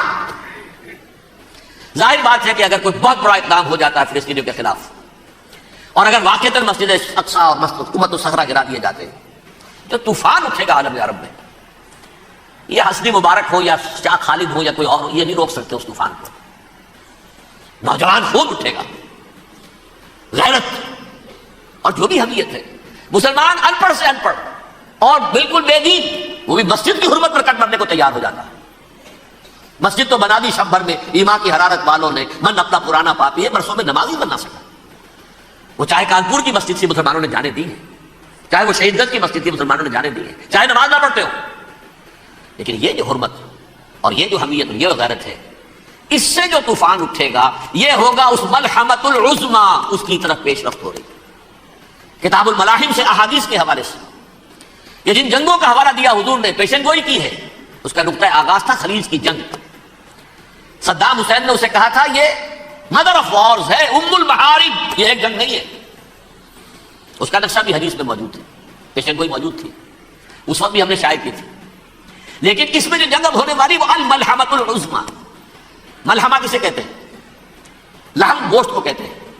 اور قصائی کی دکان کو عربی میں ملحم کہتے ہیں، جہاں گوشت کے ٹکڑے کیے جاتے ہیں. آج کل مشینوں سے ہوتے ہیں، اب جو ہے وہ ہاتھ سے چھریوں سے نہیں ہوتے، لیکن ٹکڑے ہو رہے ہوتے ہیں، جسموں کے چیتھڑے اڑ رہے ہوتے ہیں. ملحمہ یہی لفظ استعمال کیا تھا حضرت سعد ابن عبادہ نے رضی اللہ تعالی عنہ یوم فتح مکہ. ان کے دل میں تھا کہ اب ہم انتقام لیں گے ان عربوں سے، ان قریش سے. الیوم یوم الملحمہ، الیوم یوم الملحمہ، یہ کہتے ہوئے جا رہے تھے. ایک خاص کیفیت، آج ہے گوشت کے ٹکڑے اڑانے کا دن. حضور سے کہا کہ چلیے جا کر کے ساتھ تو یہ کہہ رہے ہیں الیوم یوم الملحمہ، الیوم یوم الملحمہ. حضور نے فرمایا نہیں، ان سے کہو جا کر الیوم یوم المرحمہ، الیوم یوم المرحمہ، آج رحمت کا دن ہے، آج تو میں ان سب کو معاف کروں گا. لا تثریب علیکم اليوم، میں تم سے وہی بات کہہ رہا ہوں جو میرے بھائی یوسف نے کہی تھی اپنے بھائیوں سے. اذهبوا فانتم الطلقاء، جاؤ تم سب کے سب آزاد. وہ ملحمہ ہے جس کو کہ حضور نے حضرت معاذ بن جبل رضی اللہ تعالیٰ عنہ سے روایت ہے، اس میں سے جو ابو داؤد میں روایت آئی ہے اس میں الملحمۃ العظمی، عظمی مؤنث ہے اعظم کا. آپ کہتے ہیں جنگ عظیم اول، جنگ عظیم دوم. عظیم کا باب ہو گیا اعظم، سب سے بڑا، اور اس کا مؤنث ہے سب سے بڑی، عظمی. الملحمۃ العظمی، سب سے بڑی لڑائی. میرے نزدیک یہ وار کے معنی میں نہیں ہے، بیٹل کے معنی میں. انگریزی میں یہ دو لفظ علیحدہ ہے، وار، بیٹل. وار سالوں کو محیط ہوتی ہے، بیٹل کسی ایک خاص جگہ پر جو لڑائی ہوتی ہے اس کو کہتے ہیں. حضور کے اور قریش کے درمیان 6 سالہ وار تھی، جنگ تھی. لیکن بیٹلز، بیٹل آف احد، بیٹل آف بدر، یہ بیٹلز تھی، لڑائیاں تھیں. تو عظیم ترین جنگ شاید اس اعتبار سے نہ ہو جیسے کہ ورلڈ وار 1 اور ورلڈ وار 2، یعنی اس کی وسعت کا اتنا معاملہ نہیں اور طوالت کا نہیں. لیکن جو لڑائی جو ہے بیٹل ہونی ہے، جس کو کہ یہ لوگ، یا چونکہ میں نے کہا تھا شروع میں کہ سرما ہے میری آنکھ کا خاک حجاز و ہول قدس، نیو ٹیسٹمنٹ کی آخری کتاب ہے the book of revelation, revelation of saint John. اس میں آرمگڈون کہا گیا ہے اسے. ہر مجدون، یہ عبرانی لفظ ہے. ہر کہتے ہیں اونچی جگہ کو، سطح مرتفع. مجدون میگیڈو، میگیڈو ایک وادی ہے، مرتفع، وادی مرتفع. یہ ہے واقع لبنان، اسرائیل اور شام کے درمیان جو ٹکڑا، جو ٹرائنگل بنتی ہے، یہ ہے. یہاں پر بڑی جنگ لڑی جائے گی، اور یہ جنگ جنگ صلیب ہوگی جو کہا ہے بش نے. یہ جنگ صلیب سیکنڈ ملینیم شروع ہوئی تھی تو پہلی صلیبی جنگ ہوئی تھی. تھرڈ ملینیم شروع ہوا ہے، یہ سیکنڈ صلیبی جنگ ہے، یہ کروسیڈ ہے. اور میں اس مرتبہ امریکہ گیا تھا تو پہلی مرتبہ مجھے وہاں ایک رسالہ ملا ٹرمپٹ نام کا. یہ امریکہ کے جو بہت ایکسٹریمسٹ قسم کے پروٹیسٹنٹس ہیں، یہ ان کا رسالہ ہے. اور ان کے بارے میں اب کہا جا رہا ہے وہ کرسچین زائنسٹ ہیں. آپ شاید پہلی مرتبہ یہ لفظ سن رہے ہوں. زائنسٹ کون سمجھتے ہیں؟ یہودیوں کو. کرسچین زائنسٹ وہ ہیں جو ہیں تو عیسائی پروٹیسٹنٹس ہیں، لیکن اسرائیل کے وہ حمایتی یہودیوں سے بڑھ کر ہیں. یہ میری کسی پہلی تقریر میں شاید بہت سے حضرات کو یاد آ جائے، میں نے کہا تھا 4 سال پہلے ہمارا تنظیم اسلامی کا کنونشن ہوا تھا ہیوسٹن میں، امریکہ کا جنوبی علاقے کا شہر ہے. ایک سیشن اس میں ہم نے رکھا تھا انٹرفیتھ. ایک عیسائی کو بلایا تھا، ایک یہودی بہت بڑا وہاں کا عالم ہے اس کو بلایا تھا. اس یہودی عالم نے ڈاکٹر وشگراٹ، جو وہاں کی یونیورسٹی میں پروفیسر ایمیریٹس ہے، اس نے کہا تھا کہ یہ اسرائیل کیوں تو سپورٹ کر رہے ہیں، عیسائی ہم تو نہیں کر رہے. جو پریکٹسنگ یہودی ہے وہ زیادہ اسرائیل کے حق میں نہیں تھے. یہ تو سن 67 کے بعد انہوں نے اسرائیل کو تسلیم کیا ہے. وہ تو منتظر تھے کہ ہمارا مسیحا آئے گا تو اس کی قیادت میں جنگ کریں گے، جیسے شیعہ منتظر تھے کہ مہدی موعود آئیں گے تو پھر ہم کچھ کریں گے. وہ امام خمینی نے کہا بھائی جب وہ آئیں گے آ جائیں گے، لیکن ہم کچھ راستہ زائنسٹ نے آگے بڑھ کر ریاست قائم کر لی، اور جب یروشلم پر بھی پورا قبضہ کر لیا تب جو ہے در حقیقت مذہبی یہودی جو ہے کہ انہوں نے اپنایا ہے، اون کیا ہے. اور نئے سیٹلمنٹس جو بھی بنے ہیں وہاں پر اسرائیل میں، اس میں اکثر و بیشتر مذہبی یہودی آیا، اور بروکلن کے علاقے سے سب سے بڑھ کر آئے ہیں، جو امریکہ میں نیو یارک کا ایک جنوبی علاقہ ہے، بہت بڑا یہودیوں کا بہت بڑا گڑھ ہے. نیو یارک کو جیو یارک بھی کہا جاتا ہے، وہ تو اصل میں مرکز جو ہے وہ تو یہودیوں کا. اس حوالے سے وہاں پر جو کرسچن زائنسٹ کہلاتے ہیں وہ اسرائیل کے یہودیوں سے بھی بڑھ کر کہیں سپورٹ کریں. بہرحال اس دوسری صلیبی جنگ کا معاملہ جو میں کہہ رہا تھا، ٹرمپٹ نامی رسالہ، اس کا ایک مضمون ہے دی لاسٹ کروسیڈ. اب یہ آخری کروسیڈ ہے جو شروع ہونے والا ہے. میں تو حیران ہوں کس قدر کھل کے وہ باتیں کرتے ہیں. رومن کیتھولکس کو وہ کہتے ہیں کہ یہ شیطان ہے، یہ پوپ شیطان ہے، یہ یورپ کو اس نے جمع کیا ہے کرسچینٹی کی بنیاد پر، اور اس میں زیادہ تر کیتھولکس ہیں. آپ کو معلوم ہے برطانیہ بڑی مشکل سے شامل ہوا ان کے ساتھ، اس لیے کہ وہ پروٹیسٹنٹ کا سردار تھا، ابھی پوری طرح نہیں ہے. یورپ جو ہے وہ رومن امپائر دوبارہ یہ کھڑی کر رہا ہے، اور در حقیقت یہ جو ہے یہودیوں سے بھی چھیننا چاہتے ہیں اسرائیل کو اور فلسطین کو، اور مسلمانوں سے بھی، اور یہ وہی کروسیڈ جو تھے اربن ثانی کے، اس کی تیاری کر رہے ہیں تاکہ وہاں پر عیسائی حکومت قائم ہو جائے، کیتھولکس کی، پوپ کی حکومت قائم ہو جائے، جیسے ایسٹ تیمور میں کر دی۔ ایسٹ تیمور میں کون سی حکومت بنی؟ رومن کیتھولک اسرائیل میں بنے، تاکہ یہ سارے مقامات مقدسہ جہاں اسرائیل پیدا ہوئے، بیت حضرت مسیح پیدا ہوا، بیت الحم کہاں ہے؟ وہی ہے کہ نہیں؟ جہاں سے ریزریکشن ہوا ان کے خیال میں وہ کہاں ہے؟ وہیں پر ہے کہ نہیں؟ بڑے بڑے گرجے ان کے وہی ہیں۔ تو اس اعتبار سے ان کا کہنا یہ ہے یہ لاسٹ کروسیڈ کی تیاری ہو رہی ہے، یہ کیفور، اور ان کا کہنا یہ ہے کہ یہ پوری طاقت نیٹو کی جو ہے، یہ پہلے جرمنی سے لائی گئی بوسنیا، انہوں نے خود وہاں جنگ کروائی، انہوں نے خود وہاں پر ایتھنک کلینسنگ کروائی، پھر خود مصالحت کے لیے آ گئے، پھر کوسوو میں انہوں نے خود آگ بھڑکائی۔ یہ میں نہیں کہہ رہا، یہ وہ ٹرمپٹ رسالہ امریکہ سے چھپنے والا پروٹیسٹنٹس کا رسالہ ہے جو کہہ رہا ہے۔ پھر انہوں نے کوسوو کے اندر کروایا، اور پھر وہ وہاں پر پیس فورس کی حیثیت سے آ گئے۔ اب وہ میسیڈونیا میں کروا رہے ہیں اور وہاں داخل ہو گئے ہیں۔ اگلا قدم ان کا سائپرس ہوگا، سائپرس میں ترکوں کو اور وہ گریکس کو لڑائیں گے اور وہاں آ جائیں گے، وہاں سے ایک چھلانگ لگائیں گے اور یہ فلسطین میں پہنچیں گے، اور یہ وہاں پر ایک رومن امپائر، اپنی پرانی رومن امپائر کی طرح کی رومن کیتھولک ریاست قائم کرنا چاہتے ہیں۔ تو وہاں امریکہ کے عیسائیوں میں بھی کوئی ایک طبقہ نہیں ہے، کیتھولکس بھی ہے، کیتھولکس زیادہ نہیں ہے ہمدرد، لیکن اب تابع ہو چکے ہیں۔ اسحاق رابین نے جب یہ پیس ٹاک شروع ہوئی تھی، آپ کو یاد ہوگا شاید، کہ جب وہ آیا تھا واشنگٹن سے واپس فلسطین اسرائیل، تو پہلے روم میں رکا for an audience with the pope, اور پوپ کو اس نے ایک مرتبان سا پیش کیا تھا، حضرت سلیمان علیہ السلام کے زمانے کا مرتبان، اور کہا تھا دیکھیے 3000 برس تک ہم نے اس کی حفاظت کی ہے، اب یہ میں آپ کے حوالے کر رہا ہوں۔ اس کے بعد سے پوپ جو ہے بالکل رام ہو گیا، اور وہ عیسائیوں کے ساتھ اور یہودیوں کے ساتھ ان کا پورا معاہدہ ہو۔ اب پورا عیسائی ورلڈ جو ہے ویسے تو مجموعی یہودیوں کے شکنجے میں ہے، البتہ ان کے اندر بھی جھگڑے ہیں، جو وہاں پر وائٹ کرسچن ملیشیاز ہیں وہ ایکسٹریمسٹ ہیں کیتھولکس، ان کے نزدیک دشمن نمبر 1 یہودی، دشمن نمبر 2 مسلمان، دشمن نمبر 3 جو یورپ میں کالے ہیں، ایفرو امریکن، چاہے وہ عیسائی ہو گئے ہوں، کوئی بھی ہو، یہ 3 دشمن ہیں جن سے انہوں نے کلینز کرنا ہے، صاف کرنا ہے ان کے خیال کے مطابق امریکہ کی سوسائٹی کو، اولا یہود، پھر مسلمان، اور پھر یہ جو کالے ہیں۔ لیکن دوسری طرف پروٹیسٹنٹس کے اندر ایکسٹریمسٹ وہ ہیں جنہیں کہا جا رہا ہے یہ کرسچین زائنسٹ ہیں، یہ اسرائیل کے اسرائیل سے بڑھ کر سپورٹرز ہیں۔ بہرحال یہ اب جنگ ہوگی، اس کا نتیجہ کیا نکلے گا یہ تو اللہ ہی جانتا ہے۔ اب میں آخری بات کی طرف آ رہا ہوں۔ آخری نتیجہ تو جو بھی کچھ اپس اینڈ ڈاؤنز آئیں گے تلک الایام نداولھا بین الناس، آخری نتیجہ ڈراپ سیڈ وہ یہ ہوگا کہ اللہ کے دین کا بول بالا ہوگا، اور پوری دنیا پر محمد کے لائے ہوئے دین صلی اللہ علیہ وسلم کی حکومت قائم ہوگی۔ وہ گویا قیامت کی تمہید ہوگی، اس کے بعد بس قیامت آئے گی، کیونکہ مقصد کائنات، تخلیق کائنات پورا ہو جائے گا۔ پوری مخلوقات کے اندر مقصد تخلیق، کلائمیکس آف کریشن محمد الرسول اللہ صلی اللہ علیہ وسلم، دین کی تکمیل محمد الرسول اللہ صلی اللہ علیہ وسلم، اور اس خلافت عرضی کے لیے جو حضرت آدم کو خلافت دی گئی تھی، جب اس میں وہ خلافت پوری دنیا پر قائم ہو جائے گی، اس کا مقصد پورا ہو جائے گا، and that will be the beginning of the end۔ اس کے بعد قیامت ہے۔ آخری نتیجہ تو یہ نکلنا ہے، اس سے پہلے سزائیں ہمیں بھی مل رہی ہیں، اور یہاں میں کانٹے کی بات جو چھوڑ گیا تھا اس کو بیان کر دوں۔ اللہ نے اس مغضوب علیہم قوم کو، اس ملعون قوم کو کیوں اب تک چھوٹ دیے رکھی؟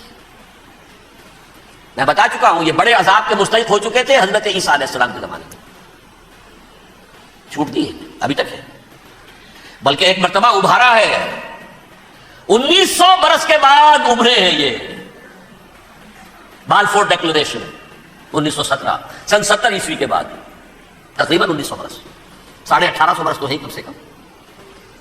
پھر creation of Israel 1948، 1967 extension of Israel, یروشلم پر قبضہ، یہ سارا جو ہے کیوں ہے؟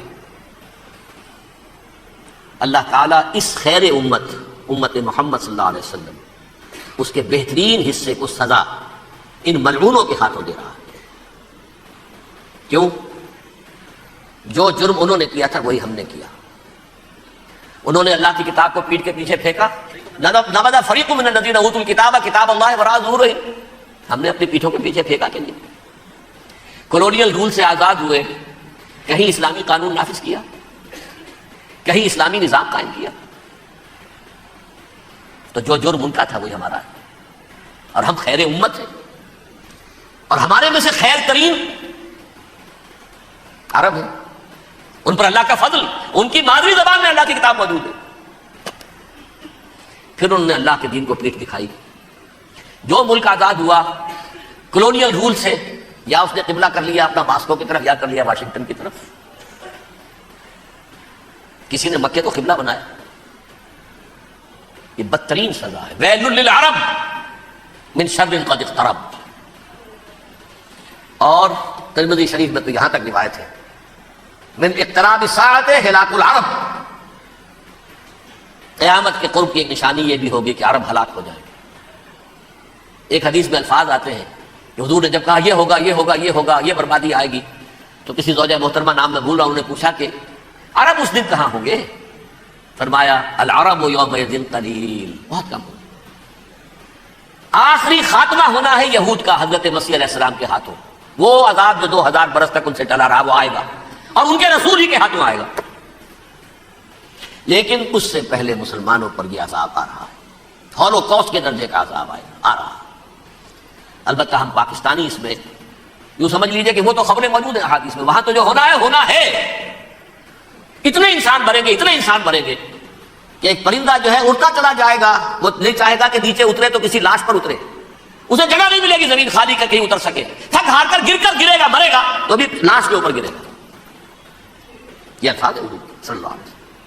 الملحمۃ العظمیٰ الملحمۃ الکبریٰ، یہ لاسٹ کروسیڈ، ٹرمپٹ اخبار نے، میں اس کا فوٹو سٹیٹ بھی کبھی آپ کو دکھا دوں، ویسے میرے ساتھ ہے وہ رسالہ ٹرمپٹ، دی لاسٹ کروسیڈ، اس کی تیاری ہو رہی ہے۔ وہ الملحمۃ العظمیٰ اور ملحمۃ الکبریٰ جو ہے وہ آنے والی ہے۔ ابن ماجہ میں کبریٰ کہا ہے، اکبر کا مؤنث کبریٰ، ملحمہ کبریٰ سب سے بڑی جنگ، اور ملحمہ العظمیٰ سب سے عظیم جنگ، یہ ہوگی اور بہت جلد ہوگی۔ اب آخری بات یہ عرض کر رہا ہوں، کریں کیا؟ کچھ کریں بھی کہ نہیں؟ پہلا کام تو یہ ہے کہ اصل زندگی آخرت کی زندگی ہے، دنیا میں تباہی بربادی آ بھی جائے، آخرت بچ جائے۔ پہلا کام یہ ہے کہ ہر شخص توبہ کرے، لیکن توبہ توبۃ نصوح، توبہ کی تسبیح نہیں، آیہ کریمہ کا ختم نہیں، لاکھ مرتبہ لا الہ الا انت سبحانک کہنے کی، اس سے کچھ نہیں۔ توبہ یہ ہے اپنی معاش کے اندر جھانکیے، اپنی معاشرت میں جھانکیے، جہاں جہاں اسلام کے خلاف کچھ نظر آئے پھینک دیجیے، نکال کر کاٹ دیجیے، بے پردگی ہے نکالیے، آپ کی کمائی میں کوئی حرام کا عنصر ہے ختم کیجیے، توبہ کیجیے، ابھی کیجیے، عملی توبہ۔ فرائض کی ادائیگی میں کوتاہی ہو رہی ہے، ابھی شروع کیجیے۔ اللہ کے دین کے غلبے کے لیے جدوجہد، ان صلاتی و نسکی و محیای و مماتی للہ رب العالمین لا شریک لہ وبذلک امرت وانا اول المسلمین، بڑی ہے۔ اگر میرے اور آپ کے کیے کچھ نہ ہوا تب بھی کم سے کم میری اور آپ کی آخرت تو بچ جائے گی، عاقبت تو بن جائے گی۔ اخروی عذاب، سب سے بڑا عذاب، دائمی عذاب، اس سے ہم بچ جائیں۔ دوسرا کام ہے اجتماعی توبہ۔ اجتماعی توبہ کیسے ہوگی؟ یہ سلطنت خدا داد پاکستان جو اللہ نے عطا کی تھی، اس میں اسلام کا نظام قائم اور اسلام کی شریعت نافذ، اس کے لیے جدوجہد تن من دھن کے ساتھ لگ جائیں، منظم جماعت بنا کر، اول تو تمام جماعتیں ایک متحدہ محاذ بنائیں اور آ جائیں میدان کے اندر۔ وہ صرف طالبان کی حمایت نہیں، اس ملک میں اللہ کے دین کو قائم کرنے کے لیے